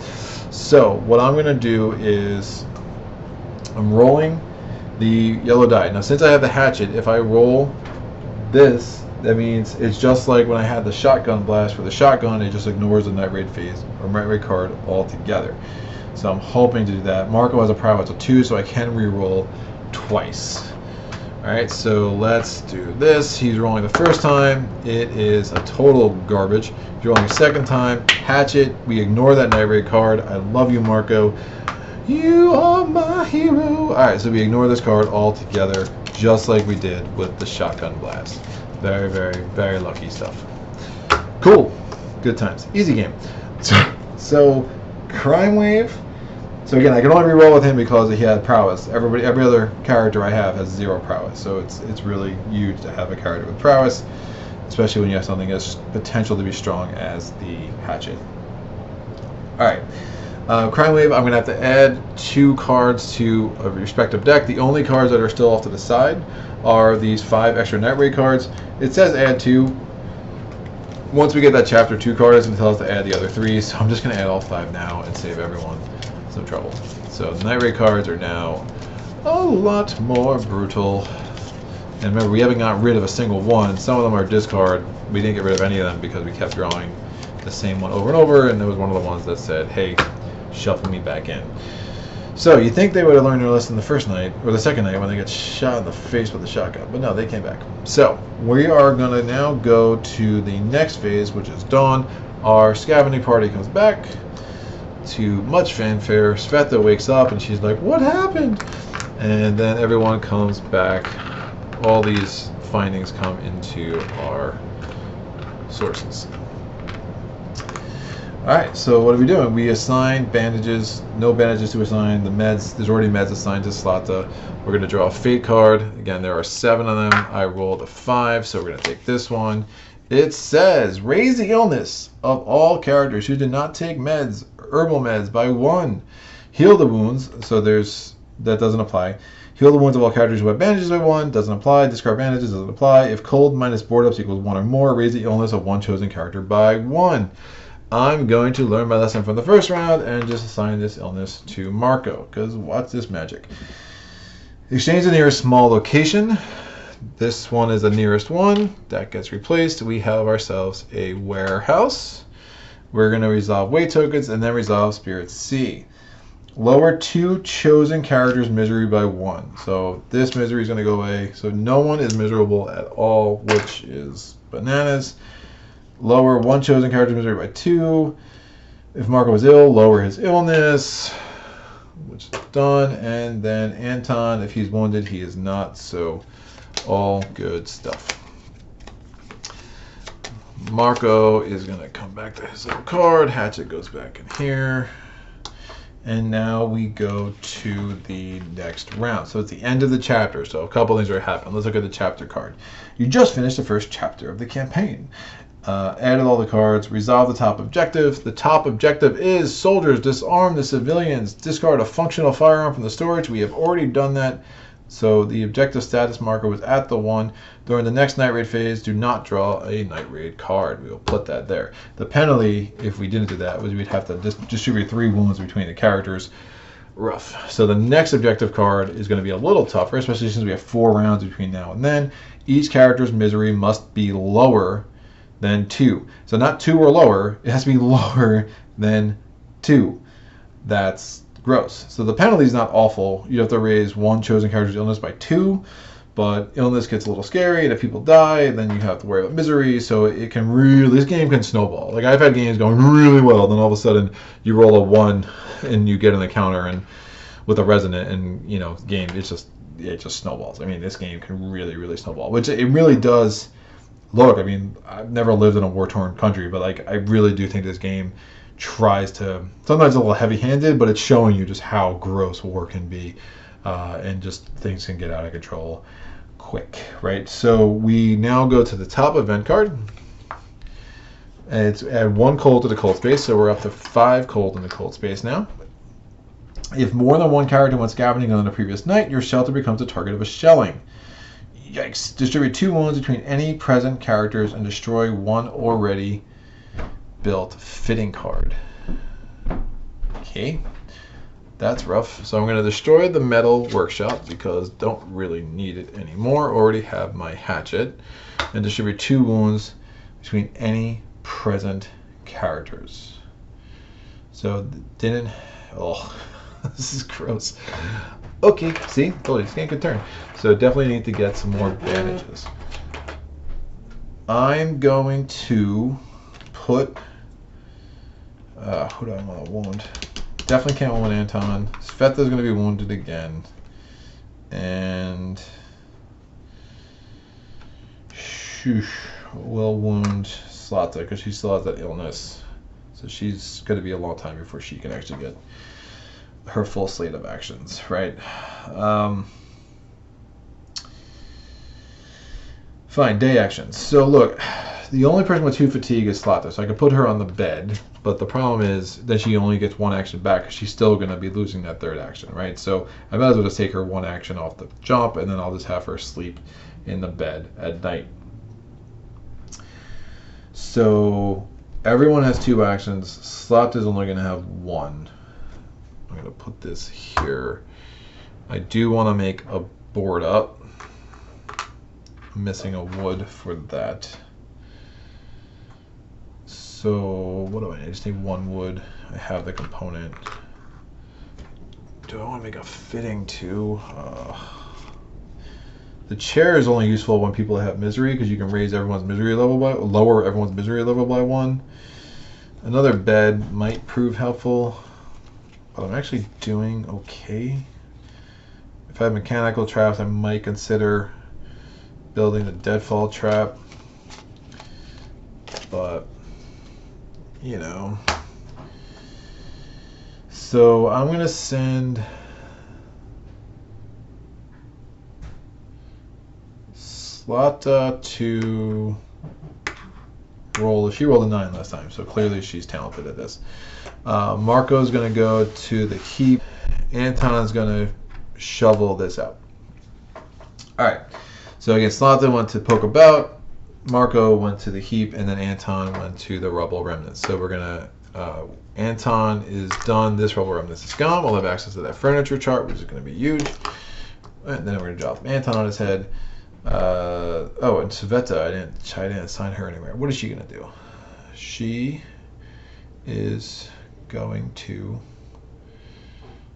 I mean, these new ideas I don't think are really that helpful based on where I'm at. Oh, she's going to, nope, she can't. We're missing a wood for that.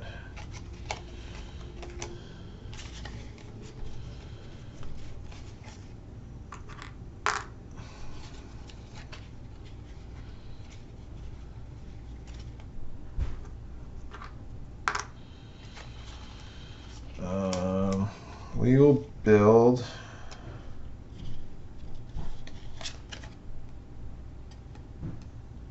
ooh, reinforced door could be nice. I don't know. We'll have her poke about too. Why not? So Marko is at the heap. What do we get? We get an electrical part and a water and 3 components. Need wood more than components, but I'll take the components for sure. And now we're rolling for Cveta. She rolls a 3, so we get only 1 wood or component. And then we're rolling for Slata. Also rolls a 3. Awesome. She gets 1 wood or component. Slata's done for this round. Cveta still has 1 more action. Marko and Anton still have 1 more action each. I have 3 actions to go. I'm going to assign Cveta to build another board up. That will do. And then I'm probably going to save that, I think. I'm going to have Marko search the furniture, and we're going to have Anton dig through. I might get to that furniture after all. There's a furniture thing here under my computer, which we've kind of pushed off to the side to make room for the characters. We're going to assign him here to dig through this rubble. So he comes back. This is going to be flipped. Cveta makes our second board up with our workshop. I'll put this here. Again, it says metaphorical, doesn't matter where it goes. And then we have Marko to search the furniture. So we get a vegetable, 2 herbs, and a bandage. Oh, that bandage is nice. That's really nice. So we get a water. We get a wood, which is nice. We get a vegetable and 2 herbs and a bandage. So herbs. No, that's chems. Herbs. Bandages and a vegetable. All right, that's done. And everyone comes back home. Action's done. Dusk. We are going to, everyone needs a drink of water. Every character should eat. So I'm going to eat. Slata and Cveta are both going to eat the canned food. Their hunger gets reduced by 2. So now they are not hungry at all. We're going to go to, I'm going to have Marko eat. Does that make sense? Yeah. Marko's going to eat. Anton will eat. He's not hungry at all. And then Marko's going to eat a vegetable. Anton ate the raw food, so he lowered his hunger by 1. And then Anton's going to eat the vegetable to keep his hunger at 1. So in theory, if I don't get any more food, everyone's hunger will go to level 1, which I don't really hate right now. So that could be good. Now we're going to go to the evening phase. So evening phase, we're going to assign people. We're going to assign. Now we're not pulling a night raid card, which is great.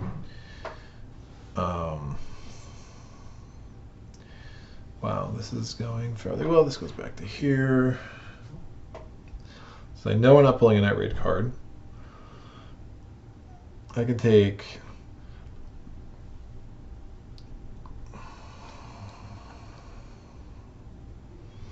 Slata's going to sleep. Cveta will just stand guard. Who cares? And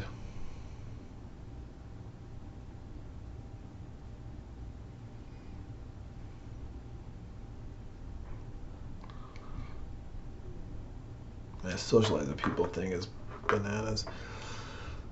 Not really. I don't have like a clear goal right now. Like things are just going well. Everyone's kind of under control.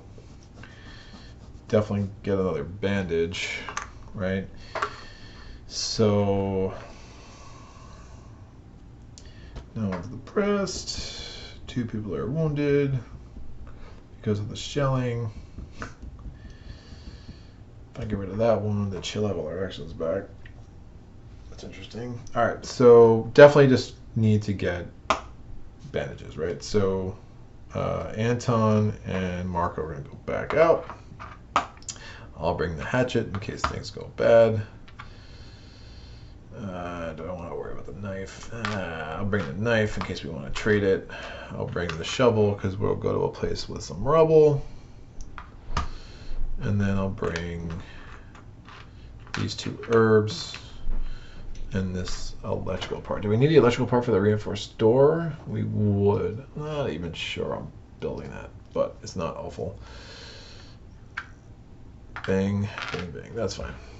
So I'll keep the electrical part just in case we actually build that reinforced door in the future. And that's fine. So we'll go to Old Town. We haven't been there in a minute. So we got 14 cards. 1, 2, 3, 4, 5, 6, 7, 8, 9, 10, 11, 12, 13, 14. Oh, do need to adjust fatigue levels before I forget. So Slots is sleeping, so her fatigue goes away. Cveta goes to fatigue level 1 because she's standing guard, and then Marko goes to level 2, and Anton also goes to level 2. It's fine. So we have our exploration deck set. We're going to pull our first exploration card. It is, you may search the furniture. Yes, please. We're returning 2 exploration cards to search the furniture. My other option is I could raise the noise by 1 and roll for the noise. No, thank you. So we're doing findings chart, furniture, findings deck, furniture charts. Again, there's 11 cards in here. I rolled an 8, 11, 10, 9, 8. We get a knife, another knife, because we need more knives, clearly. We get a knife, a shell, and a cigarette. All right, shell. I think there's more than one knife. There's 3 of them. Shell, cigarette.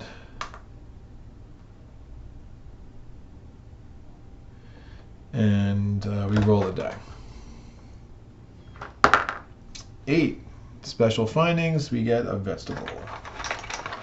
Cool, that works. So this gets shuffled back in. It's a good start. Nice little scavenging day. Now I could end my exploration here if I so chose. Nah, let's go. Next card is ignore this card or return 2 exploration cards and raise the noise by 1. Yup. And that goes up to 2, and then I get to draw and resolve one findings card, heap. So it's a 6, so 11, 10, 9, 8, 7, and 6, the middle card. Heap, we're getting a weapon part, a shell, and a mechanical part. Weapon part, shell, and mechanical part. And I roll the die for my special finding. It's another 8, another vegetable. That's really nice. All right, cool. We're good. So I have 1, 2, 3, 4, 5, 6, 7, 8 cards left. This gets shuffled in here. If I trade, I really just want to trade for. I might take some meds. And I might take, I'm good with food. I could use some meds and another bandage. So let's just trade. So 1, 2, 3, 4, 5, 6. We're trading. We're going back to 55. I could socialize with people. If I had one more card, I would. But more for the video than for anything strategic. Clear 55. All right, despite the crowds, this does not look like the marketplace that existed before the war. We've already been here. Trade commission 4. I'm going to discard this mechanical part and these 2 shells to pay the commission. And now I can take any kind of tokens. I want a bandage and a couple of meds, I think. Maybe even some herbal meds. Just kind of save some illness levels. So I'm going to trade the knife. I'm going to trade this weapon part. Keep these vegetables. Keep the shovel, obviously, cigarette to her. So that's a total of 13. Let me take 1 bandage.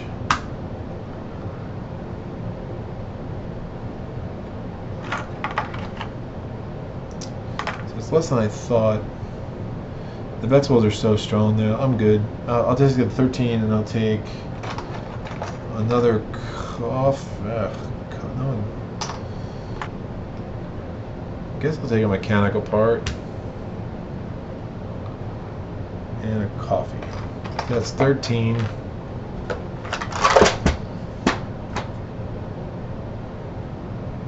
Yeah, that's fine. So I'm getting rid of the knife, the weapon part, 2 herbs, and a cigarette. And I'm getting a bandages, a mechanical part, and a coffee. So now I have a weight of 4. I can carry 9. I need 2 waters, and I want 3 more wood.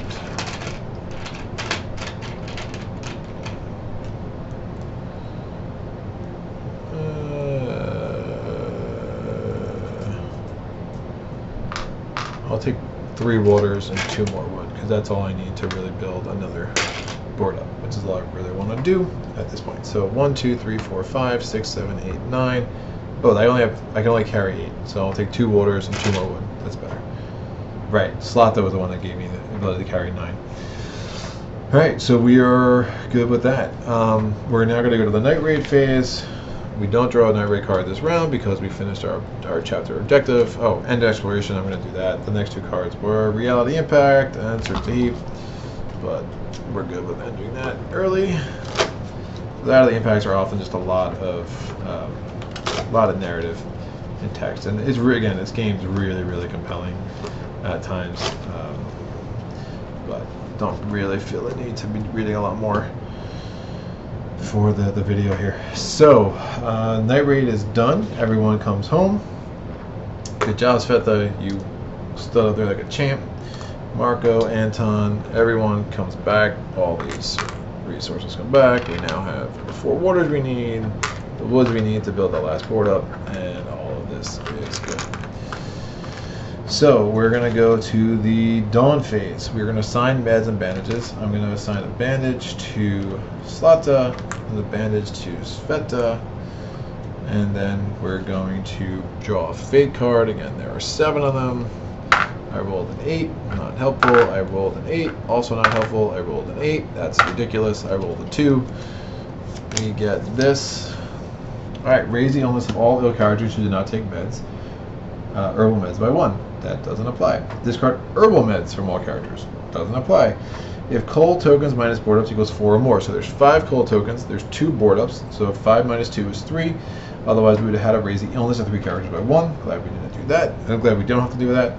Exchange the nearest location, so that location goes away because it is the nearest to us, and then we get a small apartment building. Resolve weight tokens and then resolve spirit A. If there is a guitar, there is not. If any character in the group is hungry by level 2, level 3 there is not. Hungry level 3, not, and Anton is not. Miserable, so doing really well there. Alright, we're going to get our narrative actions. Did I forget? I think I might have forgotten to take a narrative action card last round. I only see 1 up there. I think I did. Yeah, I'm going to take 1 for last round and then 1 for this round. Yeah, there's no way I took 1. Headshot, nope. Play it in any phase, nope.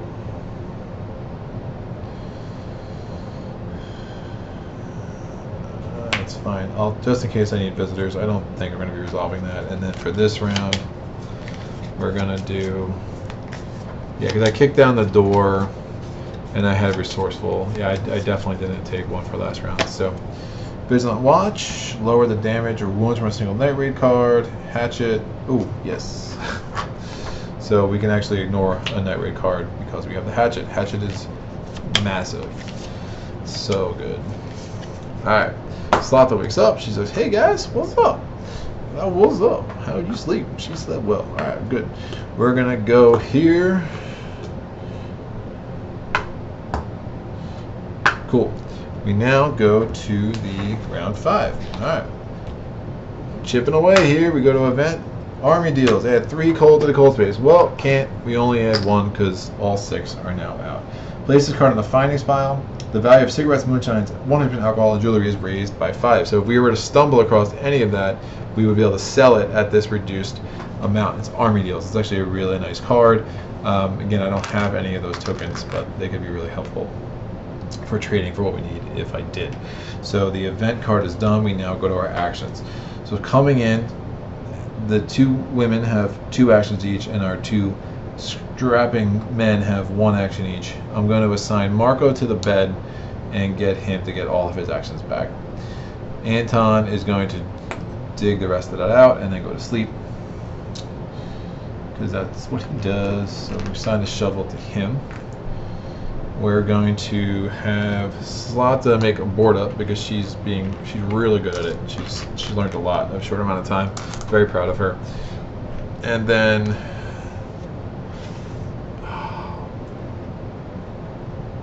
so curious if the reinforced door is even gonna matter. Just the way things are going right now. This is crazy. This is crazy. I don't feel the need to get visitors right now. Building the chair makes little sense. I can build another bed.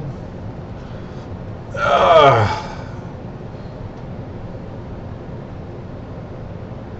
reinforced door just increases prowess, so you'd be able to re-roll things, which can be really helpful. But shovel's already assigned. Could have made another shovel had the mechanical workshop not been killed. So she's just going to poke about. Maybe we'll put another bed out here. Wouldn't be the worst idea. But alright, cool. So poking about, we're going to roll for her. She rolls a 9. She gets 4 of whatever she wants. We're going to give her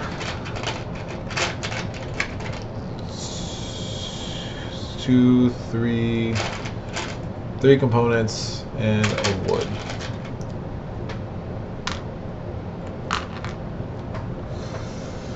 So she's done. She has 1 more action this round. Cveta builds our last board up. Again, there are only 3. I'm using that spot for people, so I'm just gonna, or for my storage, I'm just gonna put this over here to remind me I have it. So I have 3 board ups that are out. Marko's fatigue goes away because it's lowered by 2. So now he has 2 more actions. And then Anton is going to dig this out, and that's removed from the game. And now he is done for the round because he has no more actions. So we have this furniture card here. So I'll just pull it up there. We'll send Marko there for the second round of actions. Again, Anton doesn't have one. This will be the last action for Cveta and the last action for Cveta. I mean, I'm tempted to build this.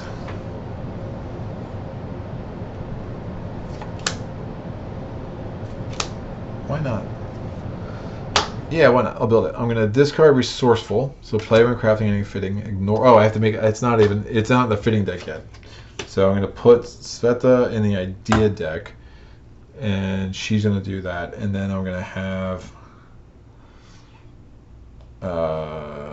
Cveta with a shovel to start digging out this rubble. Alright, so let's carry these out. Idea deck. We're going to have the reinforced door added to our available fittings, and we will have, these are all improvements. I haven't built any of these things. In case I build a deadfall trap, which I might do, I'll have the improved deadfall trap there. So Cveta's done. Cveta goes. She's digging through this rubble. It's now rubble remnants.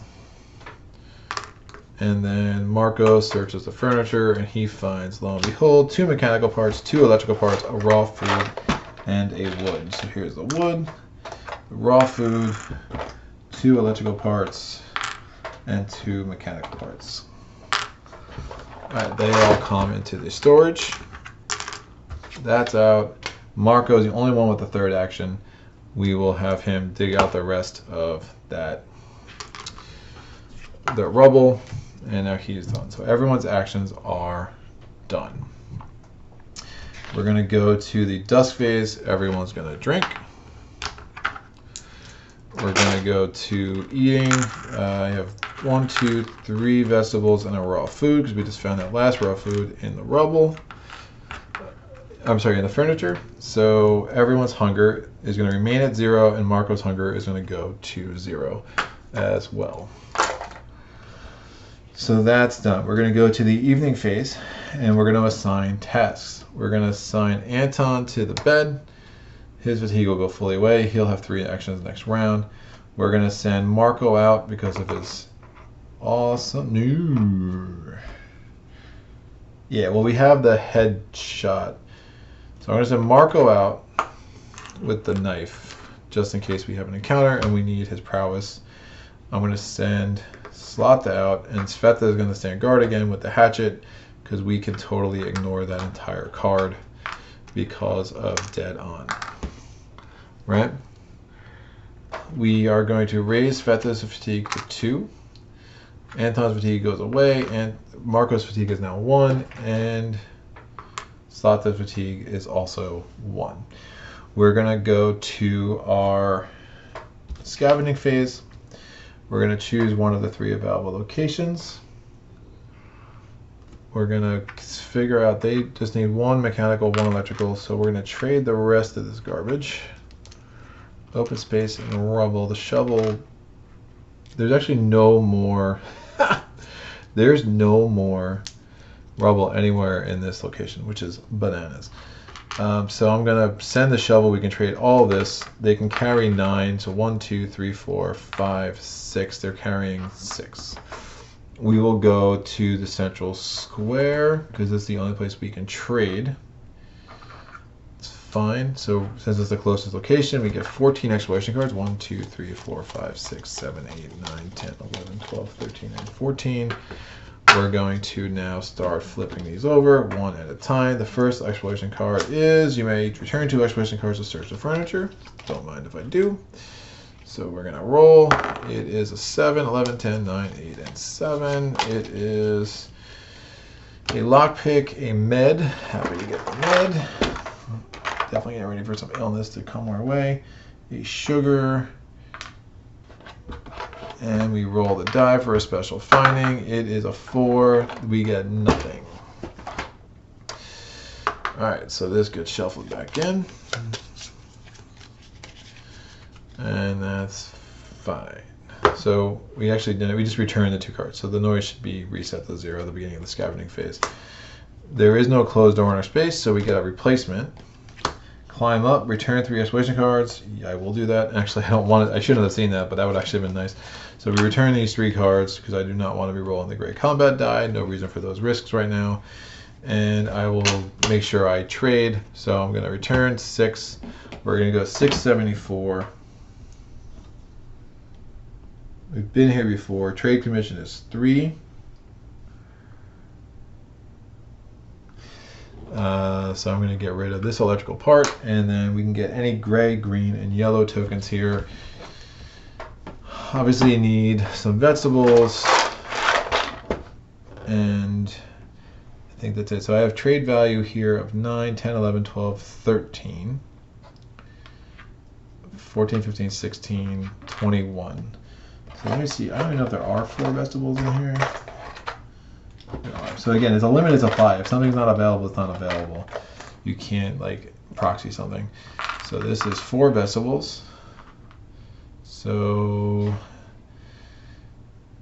and what do I have? I had 11. I had 21. So that's 20, and I'll take the last coffee because why not? You know, I'll take a Ken's. Maybe I'll start building this deadfall trap after all, and I'll just have it. So that's it. We now get rid of all this stuff. So we got rid of our shovel because honestly don't need it anymore. We've dug out everything. The one thing I could have taken, actually, before I could take the saw blade. Let me do that. So somebody's just not going to eat next turn. I'll take the saw blade instead of one of the vegetables. All right. Cool. That way I can get through the bars because I could take any. gray, green. Yes, the saw blade's a green token, so I'm totally fine with that. So weight-wise, I have 8 I can take. I'm going to take 4 waters. And I can carry 4 more things. I'll carry... What's the deadfall trap cost again? The mechanical parts. I only have... well, I want to build the door first. But hopefully I'll get more mechanical parts. I should have looked at that before. And I'll take 4... I'll take 2 and 2. Let's keep it balanced. So those are my 9 weight of inventory. We now go to the next phase, which is the Night Raid phase. We're going to roll a die. There are actually there's a bunch of cards in here now, so it's 10 cards. So we're going to roll this. Let's roll the regular die. 10. One right in front of me. Loiters. So 6 damage tokens, starting with the most expensive, and 2 wounds. Guess what? I'm going to discard this. So play during the Night Raid phase. If the character on guard duty has a hatchet, automatically ignore 1 Night Raid card. Cveta is a beast. And then this says shuffle this card back in the deck. So have not gotten rid of any of these cards over the course of this game. But Cveta is just amazing. Cool. So Night Raid is done. This card can go over here. I'll just switch these. Maybe nah, this is only 8. Not that helpful. No, this is 10. Cool. I'll put this in the Night Raid phase now. So no one died or anything. Scavenger party returns. Marko's here. Zlata, Cveta. Anton wakes up. Gets the sleepy out of his eyes. Like, what's going on, kids? Good morning, Dad. And this goes down here. Alright, we assigned meds and whatnot. No one's ill, so no one's we're just good. And then we're gonna draw a fate card. We're gonna roll. There's 7 of these. That's a 6, so we're going to take this one. And raise the illness of all characters who did not take meds, herbal maids, by 1. Discard bandage. Heal the wounds of all characters who have bandages by 1. And discard all bandages. So the bandage tokens go away, but so do the wounds.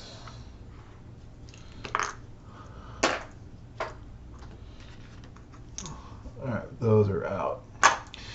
And then if Cold Menace Borders is 1 or more, I pulled this 3 times this game. Wow. It's 1 or more. Cold Menace Borders is 3. We have to raise the illness of 1 chosen character by 1.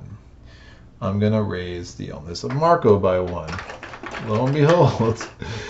Cool. Exchange the nearest small location. The nearest small location is actually the farthest location. So that gets exchanged again. This gets replaced with a city hospital. Resolve weight tokens and resolve Secret C. Lower 2 chosen misery by 1. No one has misery. This is all fine. Marko can lower his illness by 1 because he's amazing. And Anton is not wounded. Cool. This gets shuffled back in. Now we take our narrative action card. Top 2. We look at 1. Play during the night day actions phase. Raise 1 chosen character by fatigue to automatically move a rubble card. Not helpful. Handyman. Automatically exchange a broken item for its fully functional equivalent without using any resources or tokens. That's fine. Neither of them are especially helpful for us. Alright, we go back to the day. Alright, that was the end of that phase, I think. Yup. Cool. So, morning. Draw and resolve the top event card. This is round 6. Harsh Winter. Place this card permanently at the beginning of each morning. Place 2 cold in that space. Gross. We are...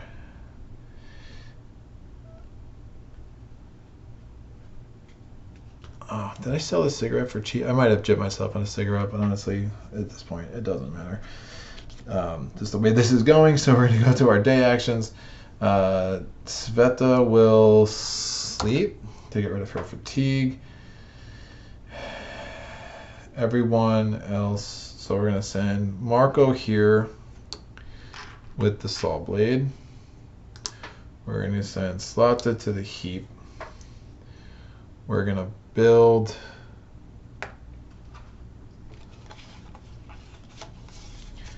a reinforced door. So that's going to be 5 wood. You know what? I'm going to ignore the wood requirement. So it's just 3 components. The mechanical part. Oh, did I screw that up? Oops, I think I sold an electrical part I shouldn't have. That was dumb. That's fine, so I guess I'm not making that. Why did I do that? Because I'm playing too fast. Well, that's fine. So we're not making this. So we're not using this.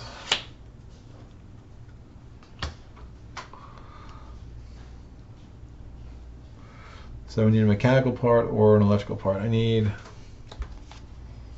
another mechanical part for the deadfall trap. I need that's the improve. Yeah, I need another mechanical part for a deadfall trap, or I need another electrical part for the reinforced door. That's fine. I should be able to get one of those two. Oh, I can make parts. Look at this. All right, I'm gonna spend 2 components here to make a mechanical part with Anton, an electrical part, because that way he can make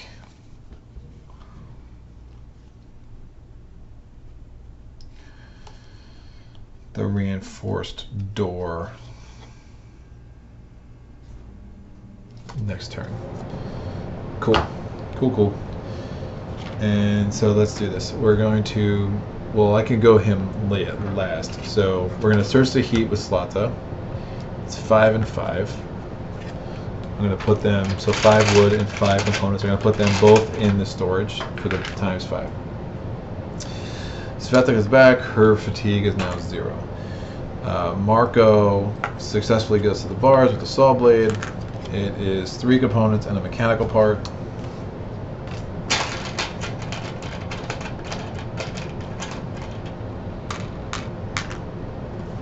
And then I'll just have Anton make an electrical part.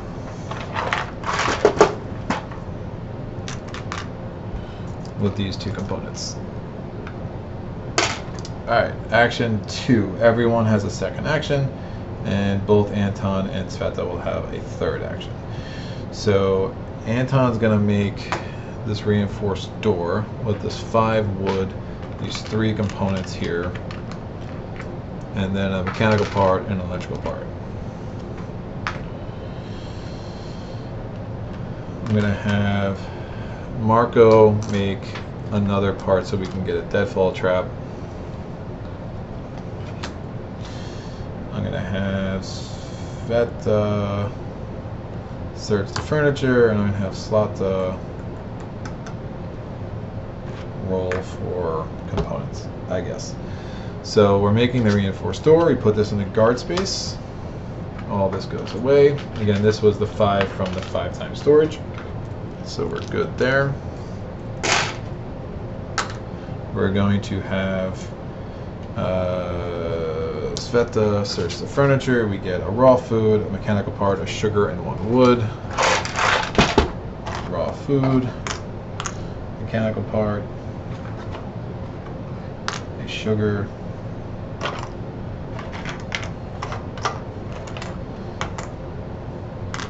and 1 wood. Now you notice, like, again, this is like why it's like Robinson Crusoe, where it's like now I'm like, oh, I don't need to actually make any of these parts, but already there. If I was going to improve on it, I would need another mechanical part. So we might as well use Marko's turn, spend these 2 components for another mechanical part. Remember, I have 5 components still in the times 5 storage, and then we're going to spend Cveta turn. She's going to roll. She rolls a 4 because, you know, that's what she does right now, and I'll give her a wood. Now you can only build a reinforced door if you have all 3 board ups done. We already did, so we've really reinforced our shelter a lot, which is nice. So now everyone's done their second action phase. We go to the third action phase. Cveta has 1 action remaining. Anton has 1 action remaining. Anton is going to build the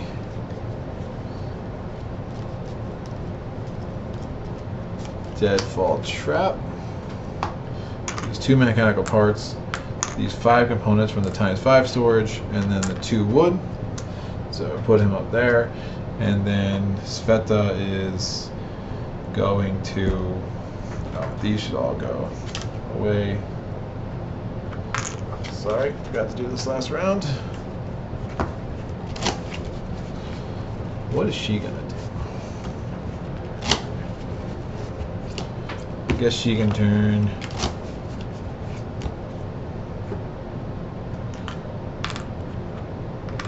Oh, I might have had that electrical part all along. I don't even know. It's fine. She's gonna make another mechanical part because we're gonna need it to improve the deadfall trap once it's built, which is great. Oh, this goes here. So she's here. So we're getting another mechanical part. Yeah, I don't know whether I had this buried or I took the wrong part, but it's honestly, I'm not trying to refigure it out here. So she takes the mechanical part. So we're going to have what we need to build the improved one. And then we're going to build the deadfall trap. Remember, this is the ×5, the 2 mechanical parts that we already had, 2 wood, and we now have a deadfall trap, which we can start setting next round. All right, so that's what we'll need chems in order. It's going to help us get food and make trading just that much easier because we'll have less things that we need. All right, so that is the end of the day actions. We go to dusk, everyone drinks, everyone eats. So 3, I'm just gonna let Marko not eat. And then we'll be able to make better use of the raw food next round. So it's now hunger 1 for him. And then we're gonna go to evening. No one's fatigue is more than 1. This is crazy. All right, we're gonna have Marko stand guard with the hatchet. He will literally have 5 rolls to roll the hatchet thing, which is great. We are going to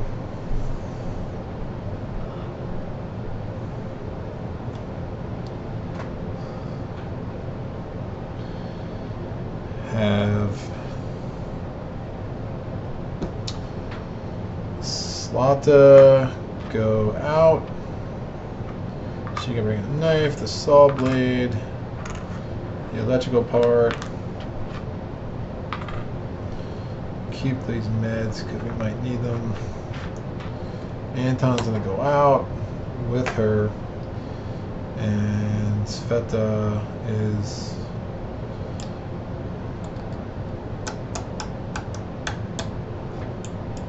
also gonna go out.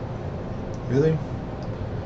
Yeah, because then you can get all the wood, the water we're gonna need, and then all the things we'll need on top of that, and then hopefully get the vegetables. I mean, yeah, there's not a whole lot. I don't know if it makes sense to not send them out. And it don't make sense if it makes sense to keep one of them home. So we are going to 4 explosions to heal, 6 to trade at the city hospital. No one needs to heal. So fatigued, everyone's going to be going out. So fatigue 2, fatigue 2, fatigue 1, fatigue 1.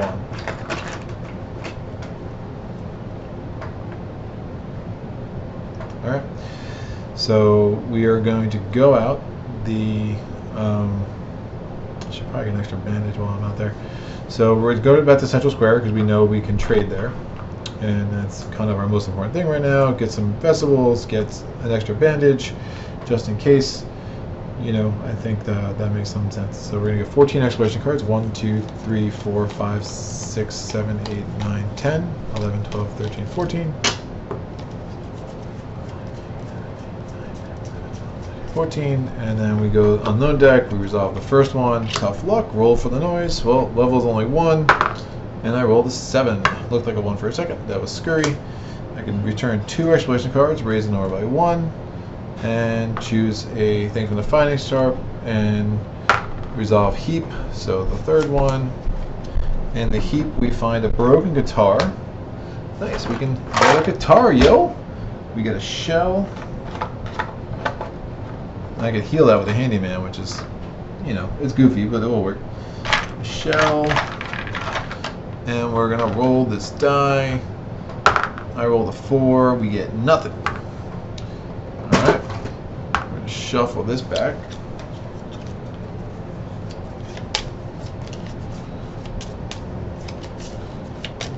So what do I have to trade here? 5, 9. I want to bring the knife back probably. Right. Bars? Are there bars? There aren't. Oh, I should have gone the ways of bars because I had the saw blade with me. That was dumb. No, I can't trade there though. Alright, so we have to replace this because they're not bars. We can ignore this card or search the heap. So I'm going to return 2 exploration cards and raise the noise by 1. So it's up to 3. And then we resolve a findings card. I rolled. It is a 10. So this card, heap. We get an electrical part, a shell, and a filter, and I roll. I rolled a 3 because I'm rolling really good, guys. Electrical part, filter, and a shell. So what's my total? I know that the commission is 3, right? We've done this a few times now.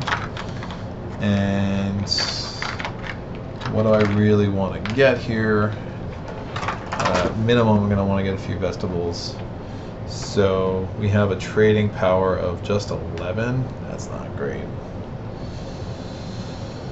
But it's something. That gives me 2 vegetables. We have the raw food. That means one person's hunger goes up to 1.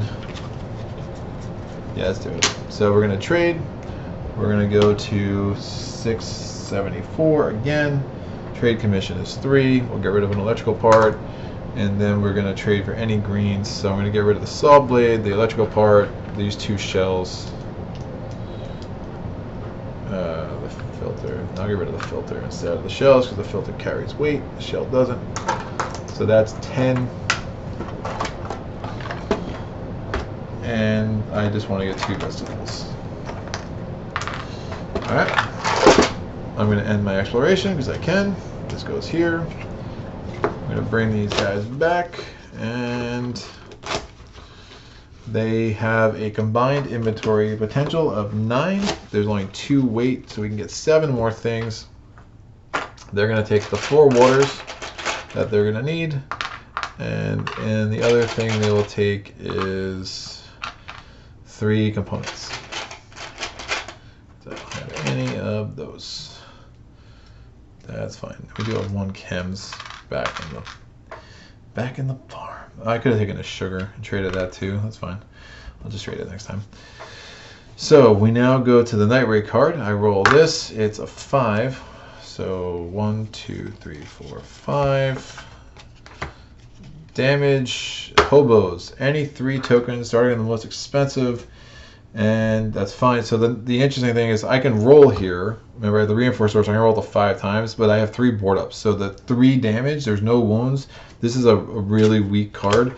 So basically it's already reduced to 0 because I'm such a secure place. So I rolled a double knife, so it reduces it to 1. The board ups reduce it to -2. Afterwards, you move it from the game. You see why it's removed from the game because it's so weak. It's kind of like a gift from the game. So, you know, it's a gift you can only get once. That's fine. So we've done the scavenging. We did the night raid. We're going to go to the dawn. The scavenging party returns. Cveta, Anton, Marko. 4 waters. This goes here. 2 vegetables. 3 components. And now we need to pull a fate card. So we're going to roll this. It's an 8. There's only 7. We rolled a 4. It's the middle one.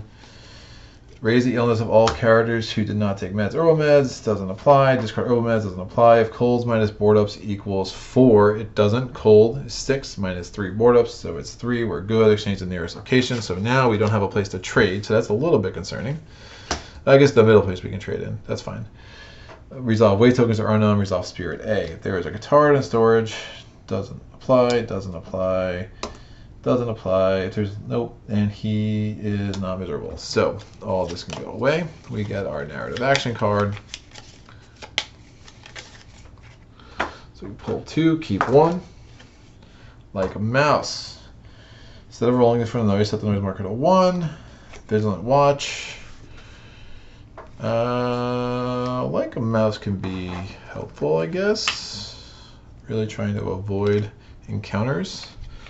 Again, that's kind of how I play. I play it really, really conservative this game. And that's fine. I'm going to use the handyman now. You can play it any time. I'm going to heal this guitar. And now we have a functional guitar. Makes Cveta happy. Cool, cool, cool. So we go to the next round. This is round 7. It's now the morning, remember?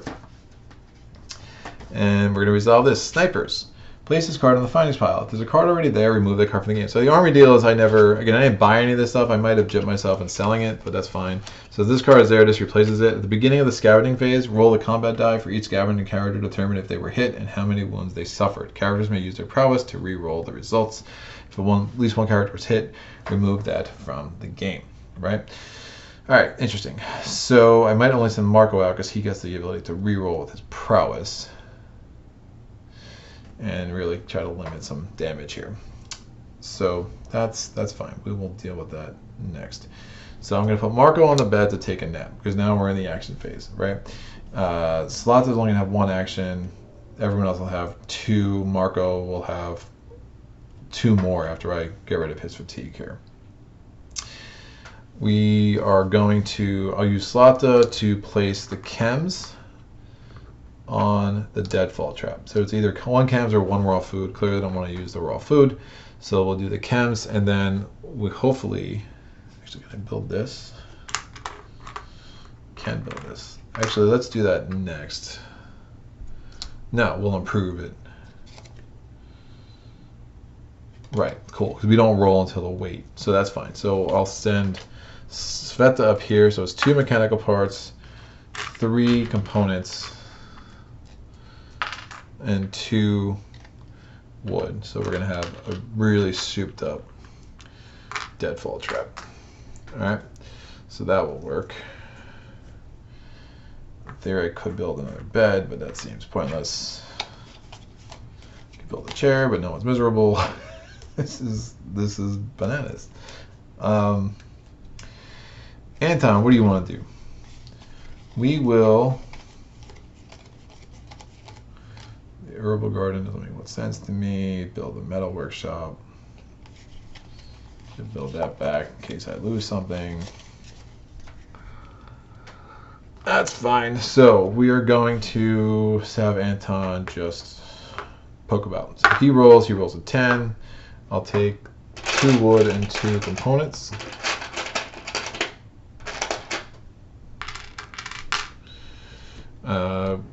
Cveta set the deadfall trap, so we discard those chems and we put a weight token there.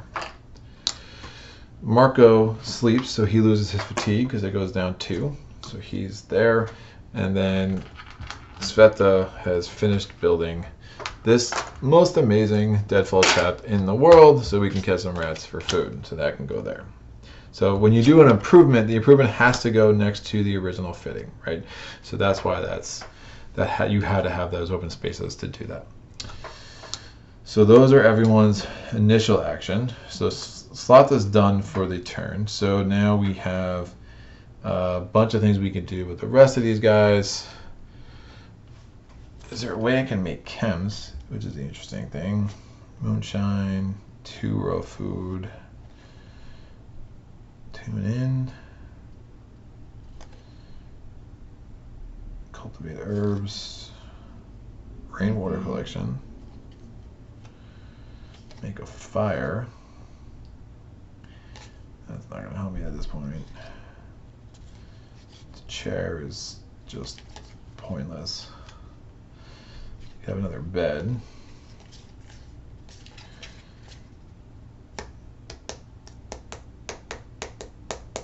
Sure, I'll make a bed. So we're going to discard resourceful to ignore the wood type. So we're going to have Cveta make a bed. So we just need the 3 components for that. This is everyone's second action, right? Yeah. So that's going to be her last action. Anton will do this because he was so good at it the last time. And Marko is going to... Marko will do it as well, I guess. Or do we want to have any more ideas over here? Cans. Oh, make bandages. Nope. Nope. No. Ooh, interesting. That's not gonna matter. So they'll both just roll. That's fine. You know, I actually have Anton take a nap, get rid of his fatigue, and Marko will roll. So this is the second action. As Marko rolls an 8, I get 3 wood or 3 things. I'll take 3 things. He's done. Anton slept, so his fatigue goes away, and Cveta makes the bed. The resourceful is used. We have a second bed, so I'll put them next to each other. So now we won't have to worry about fatigue really at all. Marko has one more action because of course he does. We'll send him. Oh, Anton has one more action now too. They'll both just roll these. That's fine. 8, so we get 3 more, and then I rolled an 8, so I get 6 more. I'll take 3 and 3.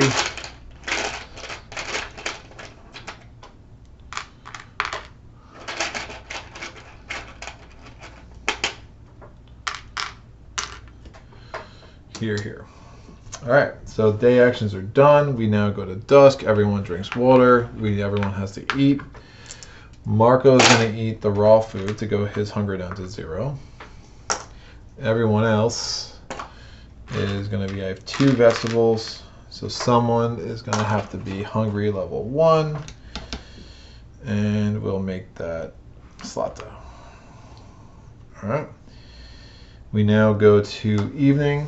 Cveta's going to sleep in the first bed.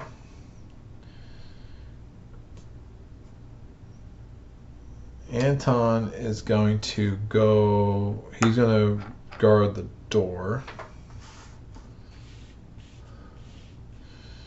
I think that makes sense. And he'll guard the door with the hatchet. Now remember, he'll have +2. So his prowess is normally 0, but because we have a reinforced door, his prowess is now 3, or is now 2, so he'll be able to roll twice more than just the initial roll.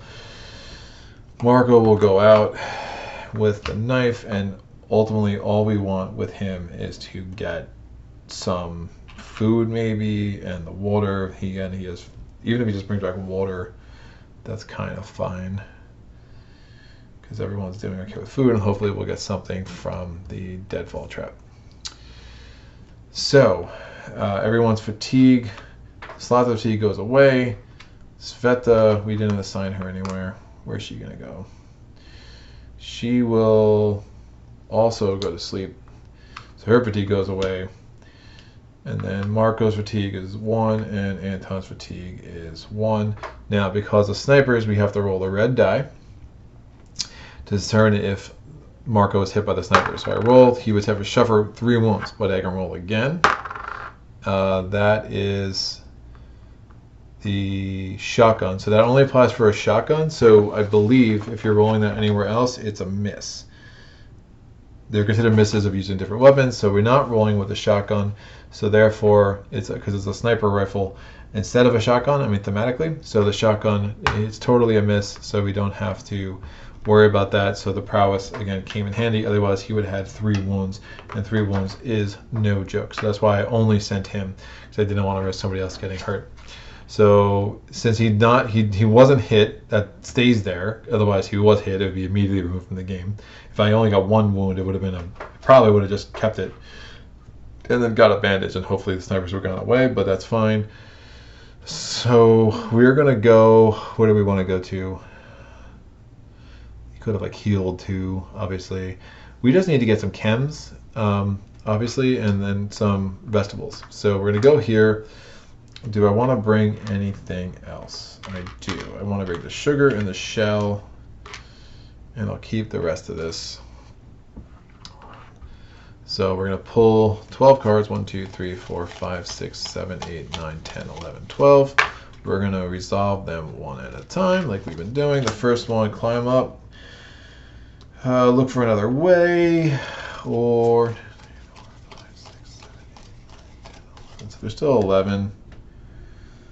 So I could roll the gray die to determine how many hits he gets, and he has 2 prowess, so let's do it. So I don't want to return 3 cards. I want to make sure I have something to trade, because right now I'm only coming in with 3. I mean, I could get rid of this knife. I think it's worth it. So I'm going to roll. It's a miss. So he doesn't take any damage. He chose to climb up instead. You go to the next exploration card. I can lower the noise, so I can ignore this card. If I return exploration cards, I can lower the noise, but the noise is already as low as it can go.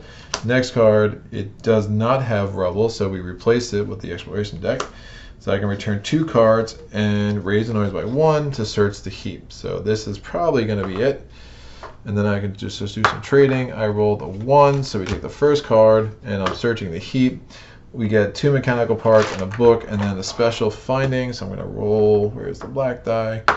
It's a 9, so I get meds. Ooh, that's nice. In case I have to start worrying about illness, I'm happy to have that. So the heap is a book and 2 mechanical parts.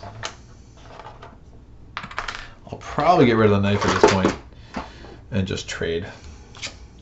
It's not going to be the greatest bounty ever, but really I just want water. I mean, that's the main reason why I'm out here, right? So that goes there.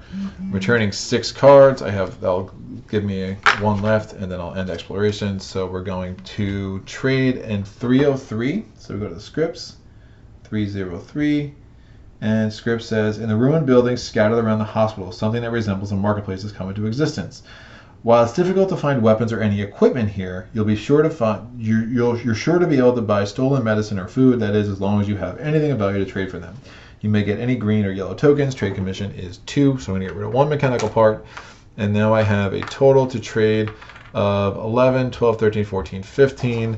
I'm going to get a couple of chems. I want to be able to set that deadfall trap. And 2 vegetables. So that's 12. And I can get... So I'm getting rid of that knife for sure. A couple of chems. I can set the default trap.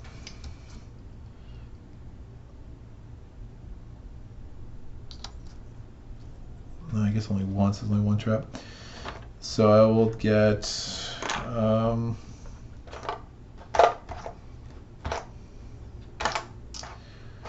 think that's fine.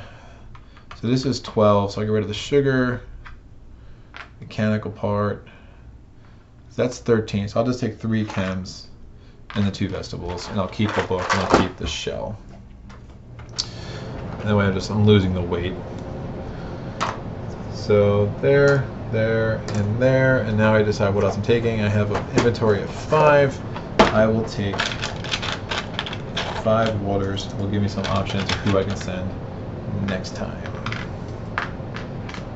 That's the thing, 5 waters. Cool. So we go to the night raid phase, right? We're gonna roll a card, or roll a card. Yeah, we're rolling cards now, kids. We're gonna roll a die. I do need to shuffle this exploration deck. So look, this is the end of chapter 2. So, we're going to meet this objective, it seems like, because everyone's misery is going to be 2 or lower. And then chapter 3, this could be 1 more round, it could be 3 more rounds, right? It's the one thing about this game, I kind of wish it was a little bit more, because that's a big difference, right? I mean, it's all in time and whatever. But we have to pull this night raid card, so I roll a die. It's 6. 1, 2, 3, 4, 5, and 6. What do we have? Reality Impact. Draw a card from the colors deck. Reality Impact is usually not bad for night raids. It's usually just a story, like a sad story. So green, we're gonna take reveal the top card of the night raids deck and check the number with that card. So green is 291.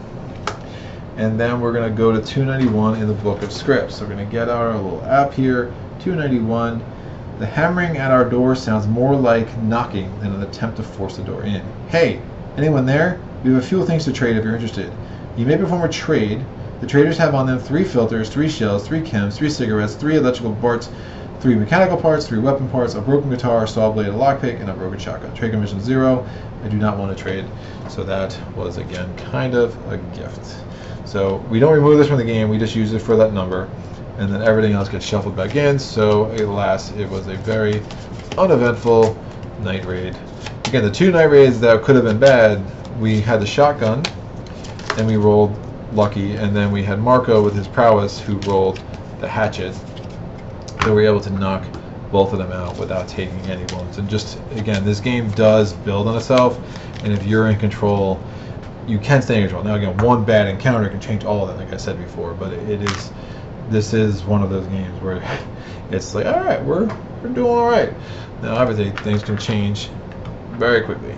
So this all comes down.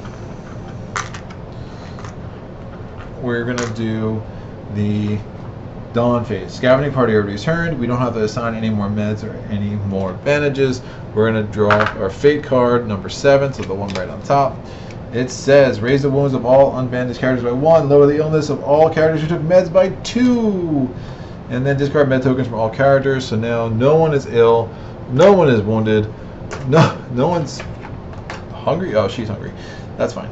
If cold tokens minus board ups equals 5 or more, it doesn't. Cold tokens minus board ups equals 3. Exchange the nearest small location, so that is the one that's farthest away actually, and we get the derelict squat, and then resolve weight tokens. So weight token, there's a weight token on the deadfall trap, so we're going to roll this die and see what happens. I rolled an 8. Now receives a +3 bonus because it's an upgraded cage trap, and we are going to get a result of an 11, but obviously only 10. We get 2 raw food because our deadfall trap caught some of the meatiest rats to ever exist. That's what happened. Weight token goes back. We'll just put it off to the side. We're going to need it again next round. This goes here. And resolve spirit A. No one's miserable. No one's miserable. Blah, blah. We never had B. I think it's been A or C the whole time. I've never used any of these coffees. That is bananas. Alright, so this goes here on top of this. We now go to the next thing. So chapter 3. You just finished the second chapter. Resolve the top objective. Alright. Taking care of ourselves. Everyone's misery is 2 or lower, so we can choose any one state for each character and lower it by 1. So we're going to lower Marko's fatigue by 1, Anton's fatigue by 1, Cveta's hunger by 1, and Cveta has no states at all. So literally we are the cleanest of slates I've ever seen in this game in my life. Alright, ending events. Contagious illness. Oh, really? See, this is where it starts going bad. So raise all characters' illness by 1. So illness 1. Illness 1. Do we have any meds? We have 1. We have 2 meds. We've gathered 2 meds, so that's actually, it could be a lot worse. Illness 1. And you know, Marko, if we get B or C, his illness will just go away. But I do want to make sure I get meds on all of these guys and girls. And illness 1. Okay, could be worse. So that's our event. That goes away. We're now going to go to our action phase. Everyone has 2 actions because they were so close to having 3. So of course they only have 2. Oh, I never took a narrative action again. This is a pattern. Yeah, definitely did not. Night Owl. At the beginning, choose one character that can perform all the actions again, or secret storage. Place any 3 tokens resources on this card. Yes, secret storage, and I'll show you why. Because a lot of the tokens, a lot of the night raid cards go after your most expensive tokens. So what I'm going to do is I'm going to put secret storage in play, just here, and I'm going to put the 2 meds on there. And what else do I want to save? Am I going to eat this raw food? No. So I can put up the 3 tokens here. So they're ignored when you're resolving damage in the night raid phase. Perfect. I'm happy about that. So these 2 sleepyheads wake up. They're like, what's going on? And then we go to the day action. So everyone has 2 actions. So we're going to resolve the deadfall trap with the chems. That's fine. I mean, literally, if everyone's misery is raised by 1, that'd be better, honestly. Roof, misery, blah, blah, blah, blah. Radio? I want to build a radio? No, not really. Rainwater collection. I don't think I've ever built this card. I don't have a filter. These filters are... I could build this. Why not? Let's build this. Do something. But before I build this, I need to get a mechanical part and a filter. And then we're going to need a bunch of components. Alright, so we're going to go here, make a filter with one component. We're going to make a mechanical part with one component, with two components.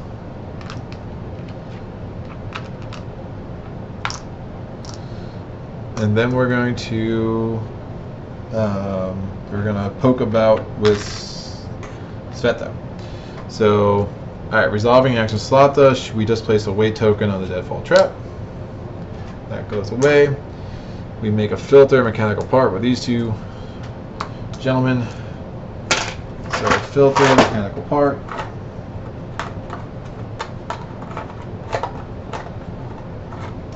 They go in storage, and then we're rolling. We rolled a 9, so we're going to take three components, and a wood. Put those in storage as well. Alright, now everyone has one more action. Let's make a rainwater collector, because why not? Sounds fun. So Marko's going to do that. So filter, mechanical part, 5 components.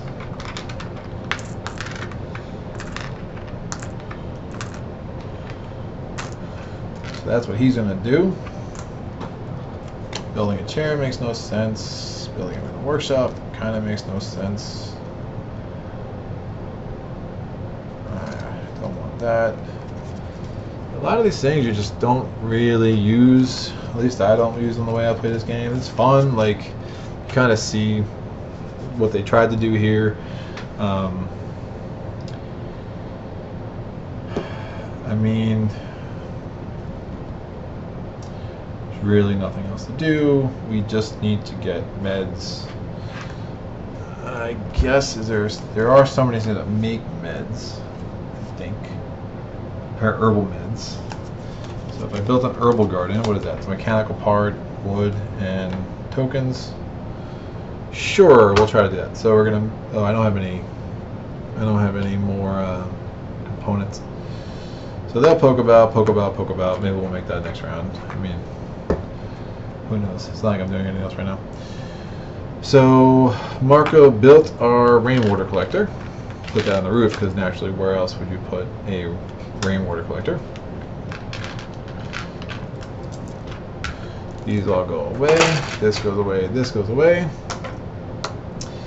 And these are all just going to poke about. So I rolled a 4. That's going to be 1. I'll take 1 component. I rolled a 2. That's going to be 1. I'll take 1 component. I rolled a 5. That's going to be 2.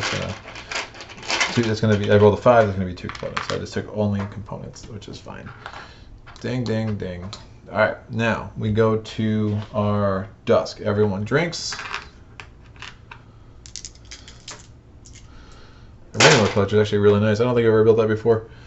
Oh, final objective. I'm sorry, I didn't fill this out. Survive. At least one character from the starting group must survive until the end of the game with each state, the hunger, misery, the wounds, or the illness equal to or less than 2. So the fatigue is ignored. So equal to or less. So right now everyone's got equal to or less. All right, let us go to the eating phase. So we have 2 vegetables and a raw food. I'm not going to feed anyone the raw food. I'm going to have both the ladies eat, because ladies first, and then we're going to raise the hunger of both the gentlemen up to 1, and then remember I have 2 raw foods, so we'll be able to address that next turn. We are going to now assign tasks. Everyone's going to do something, because everyone's fatigue is 0, so it's just bizarre. Fatigue and fatigue. So 1, 1, 1, 1. And I think I'm going to do what I do. Oh, the snipers are still there. Shoot. Shoot, shoot, shoot, shoot, shoot, and shoot. So when you have people on guard duty, you can actually stack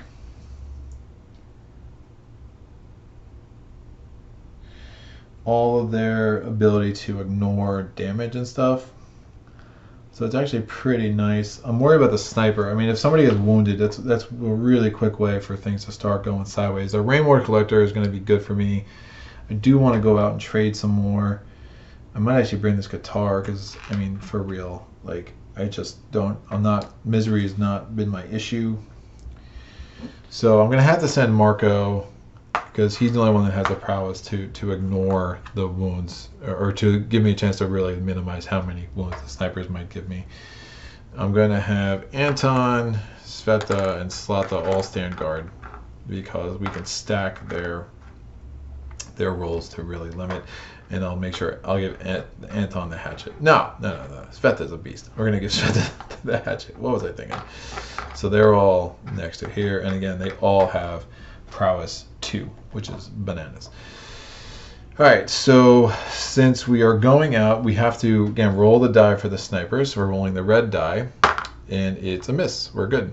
Those 3 dots, that only applies in combat, and it just means that somebody's out of ammo. You know, it's considered a miss for these purposes.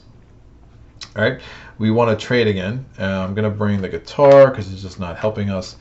We're going to take one of the books, the shell. We already have the chems, the coffee, the rest of it. We'll keep all that in place. So we're going to go here because we know we can trade.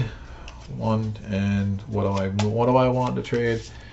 I need a mechanical part, I guess. If I'm going to build that. Sure. I need to see vegetables really. 1, 2, 3, 4, 5. Oh, I need meds. That's what I need. Sorry. 1, 2, 3, 4, 5, 6, 7, 8, 9, 10, 11, and 12. Minimum herbal meds. So, all right. Sorry.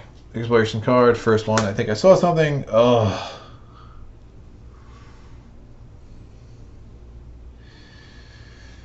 All right. So return as many exploration cards as you wish and roll it back down. I'm going to return 3.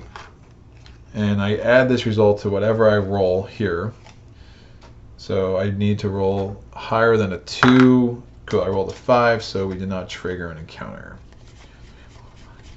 All right, I'm going to do the next card. Reality Impact. Draw a card from the colors deck.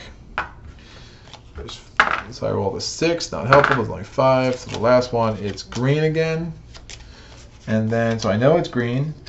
And then draw a card from the exploration deck with a check that number. So I'm this exploration deck.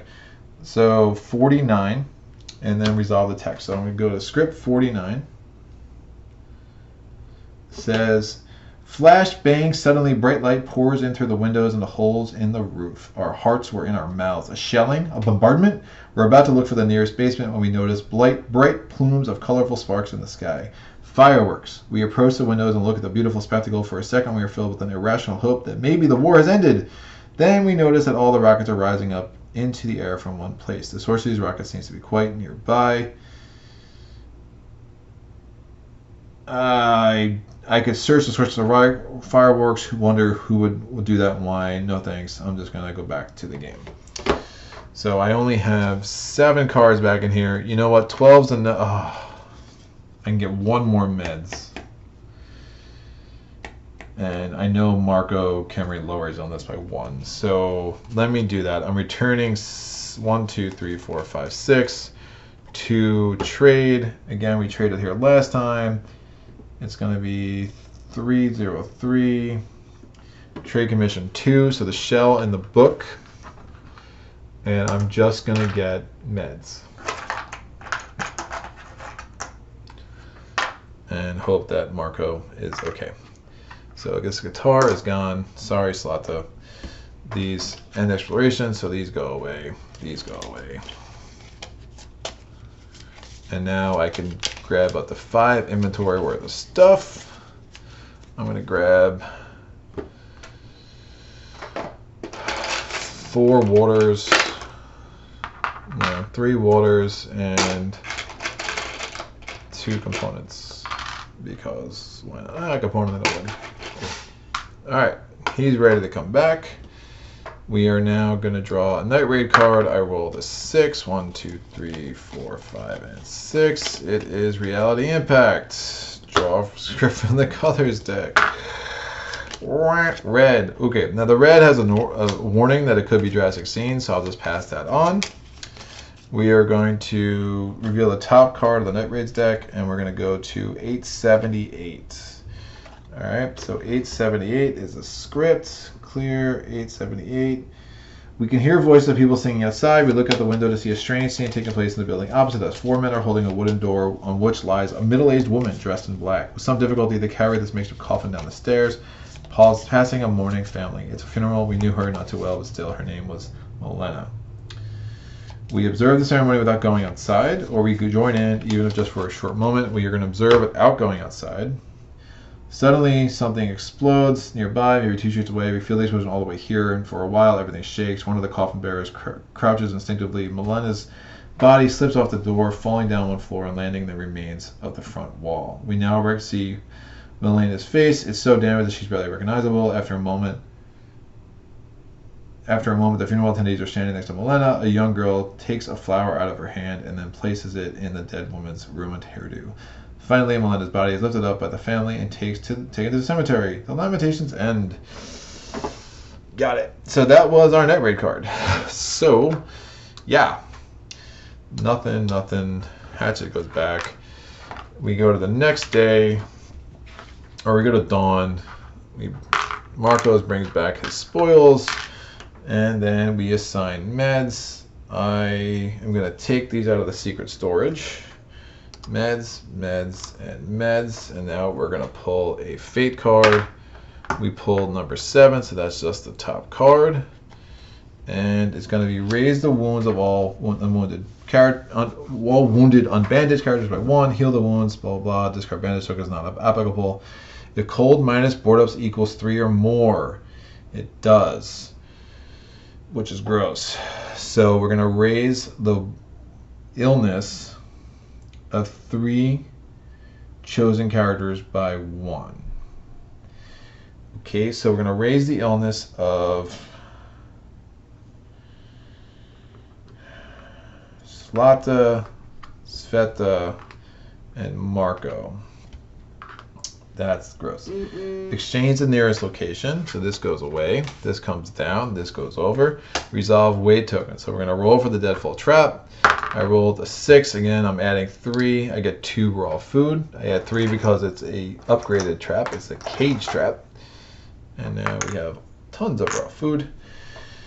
And then we resolve Spirit B. Spirit B, no one's miserable. Spirit B, we get to discard a coffee, which we've had for a while.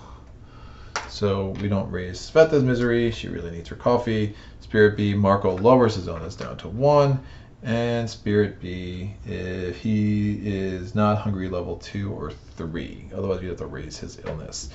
Anton's kind of, he needs his food. So this goes away. We are going to pull our 2 narrative actions and then hope that this last ending event is the ceasefire we've all been waiting for. Duty, nope. Nope. These are both garbage, but whatever. Not helpful. One was about rubble, which obviously we have no more, and one was about looking at the deck, which, you know what, I always find those cards a little weird. Like, it's nice to know it's coming, but we're going to see it in a second anyway. But that's fine. So in theory, I played this card out of turn. I should have played it at the beginning of the net raid phase, so these tokens are good, and then I'll move this over, and I think that's used up. So we go to our next morning, and in the next morning, we pull an event card. Ceasefire! Yes! The other one's pretty nasty. It's you draw 2 net raid cards. The 3 ending events are going to be pretty nasty. 1 raises your illness. 1 is, draw 2 net raid cards instead of 1, and then 1 is a ceasefire. So you can kind of see how gross. If the ceasefire was on the bottom and you're drawing 2 net raid cards, like for the last 3 rounds, like it can be very, very different experience. So getting this nice here is nice. Ceasefire. The long-awaited ceasefire was finally agreed upon, putting an end to the fighting in Pogorman. Those who managed to survive the war in Grasnavia would never forget it. Play this day to its end, including the dawn phase. All right. So this is it. This is the last round. We just need to survive. And again, we want to survive with 1 character with 2 or less in all of the different states. All right. So no reason to belabor this. I don't even need to go. I don't even need to go scavenging, to be honest with you. So everyone, they have 1 action each. resolve this way token. I'm going to use the chems with Slata, so we discard that. I'm going to put here to put another way token on the board for water, which who cares. I'm going to, no one's miserable. That doesn't make any sense. I'm going to fatigue, we can ignore. I mean, they'll go sleep anyway because I have nothing better to do, so their fatigue goes away. These are both done. They have no more actions. The weight tokens are in place. We are now going to, everyone, well, the two men have one more action each. They're just not gonna do anything useful, really. I could resolve the visitors, but honestly, I don't want to really make this take any longer. You know what? I can go rumors to look at the top card from any of the two following decks. I'll just look at the top visitor card, see what it is. No, it's just a trade opportunity. Trade commission 2.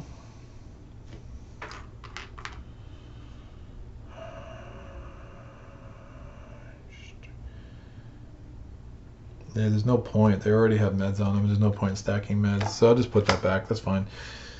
Because I could have resolved that with this, or I actually could have gone to outside to draw. But you have to worry about hitting a sniper, which is unlikely.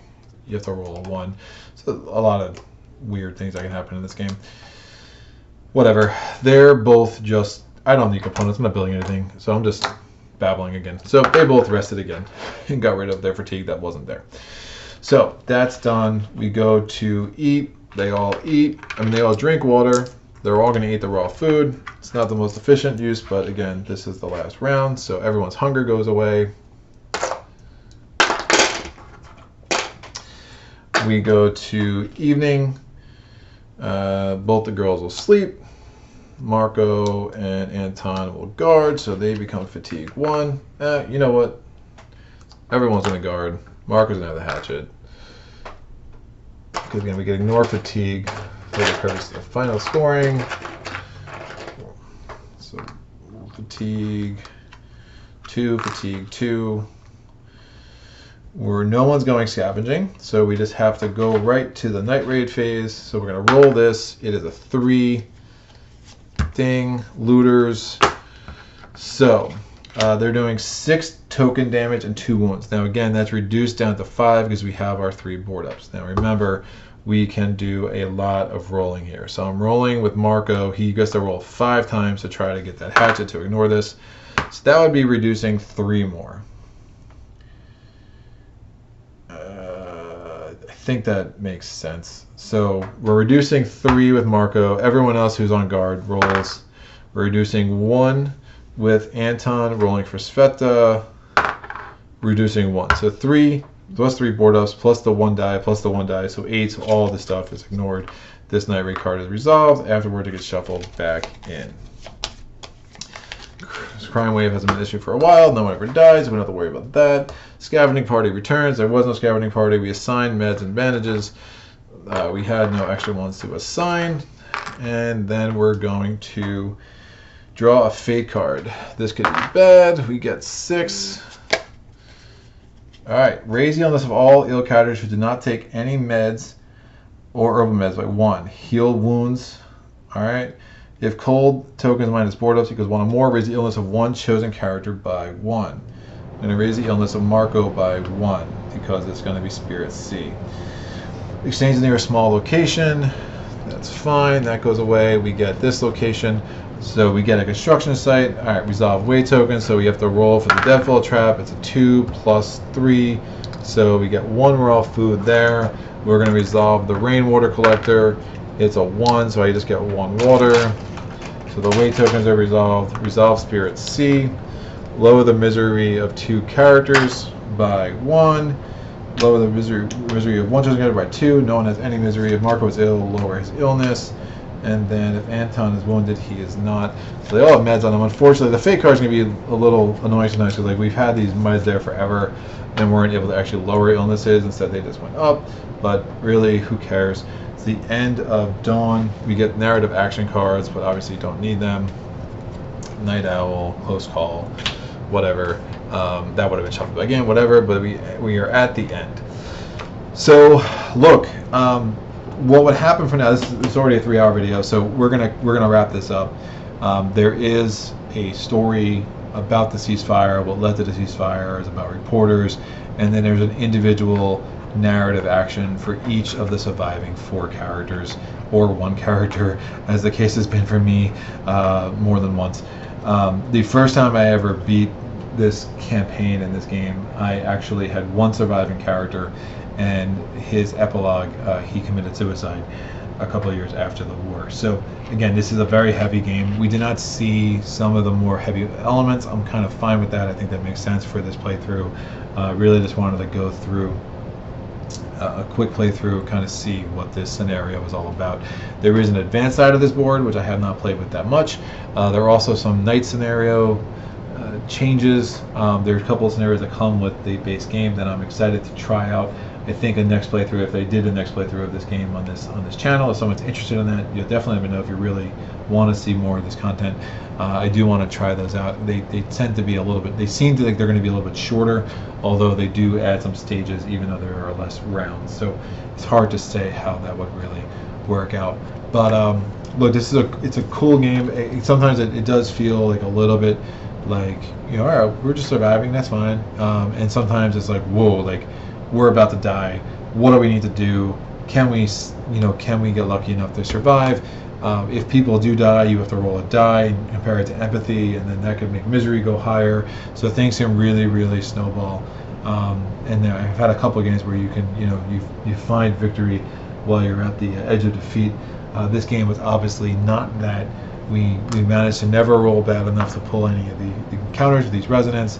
The residents can really vary from, basically, hey, they're just there, just be careful, to, hey, they're attacking you, to, hey, they're stealing everything in your findings pile.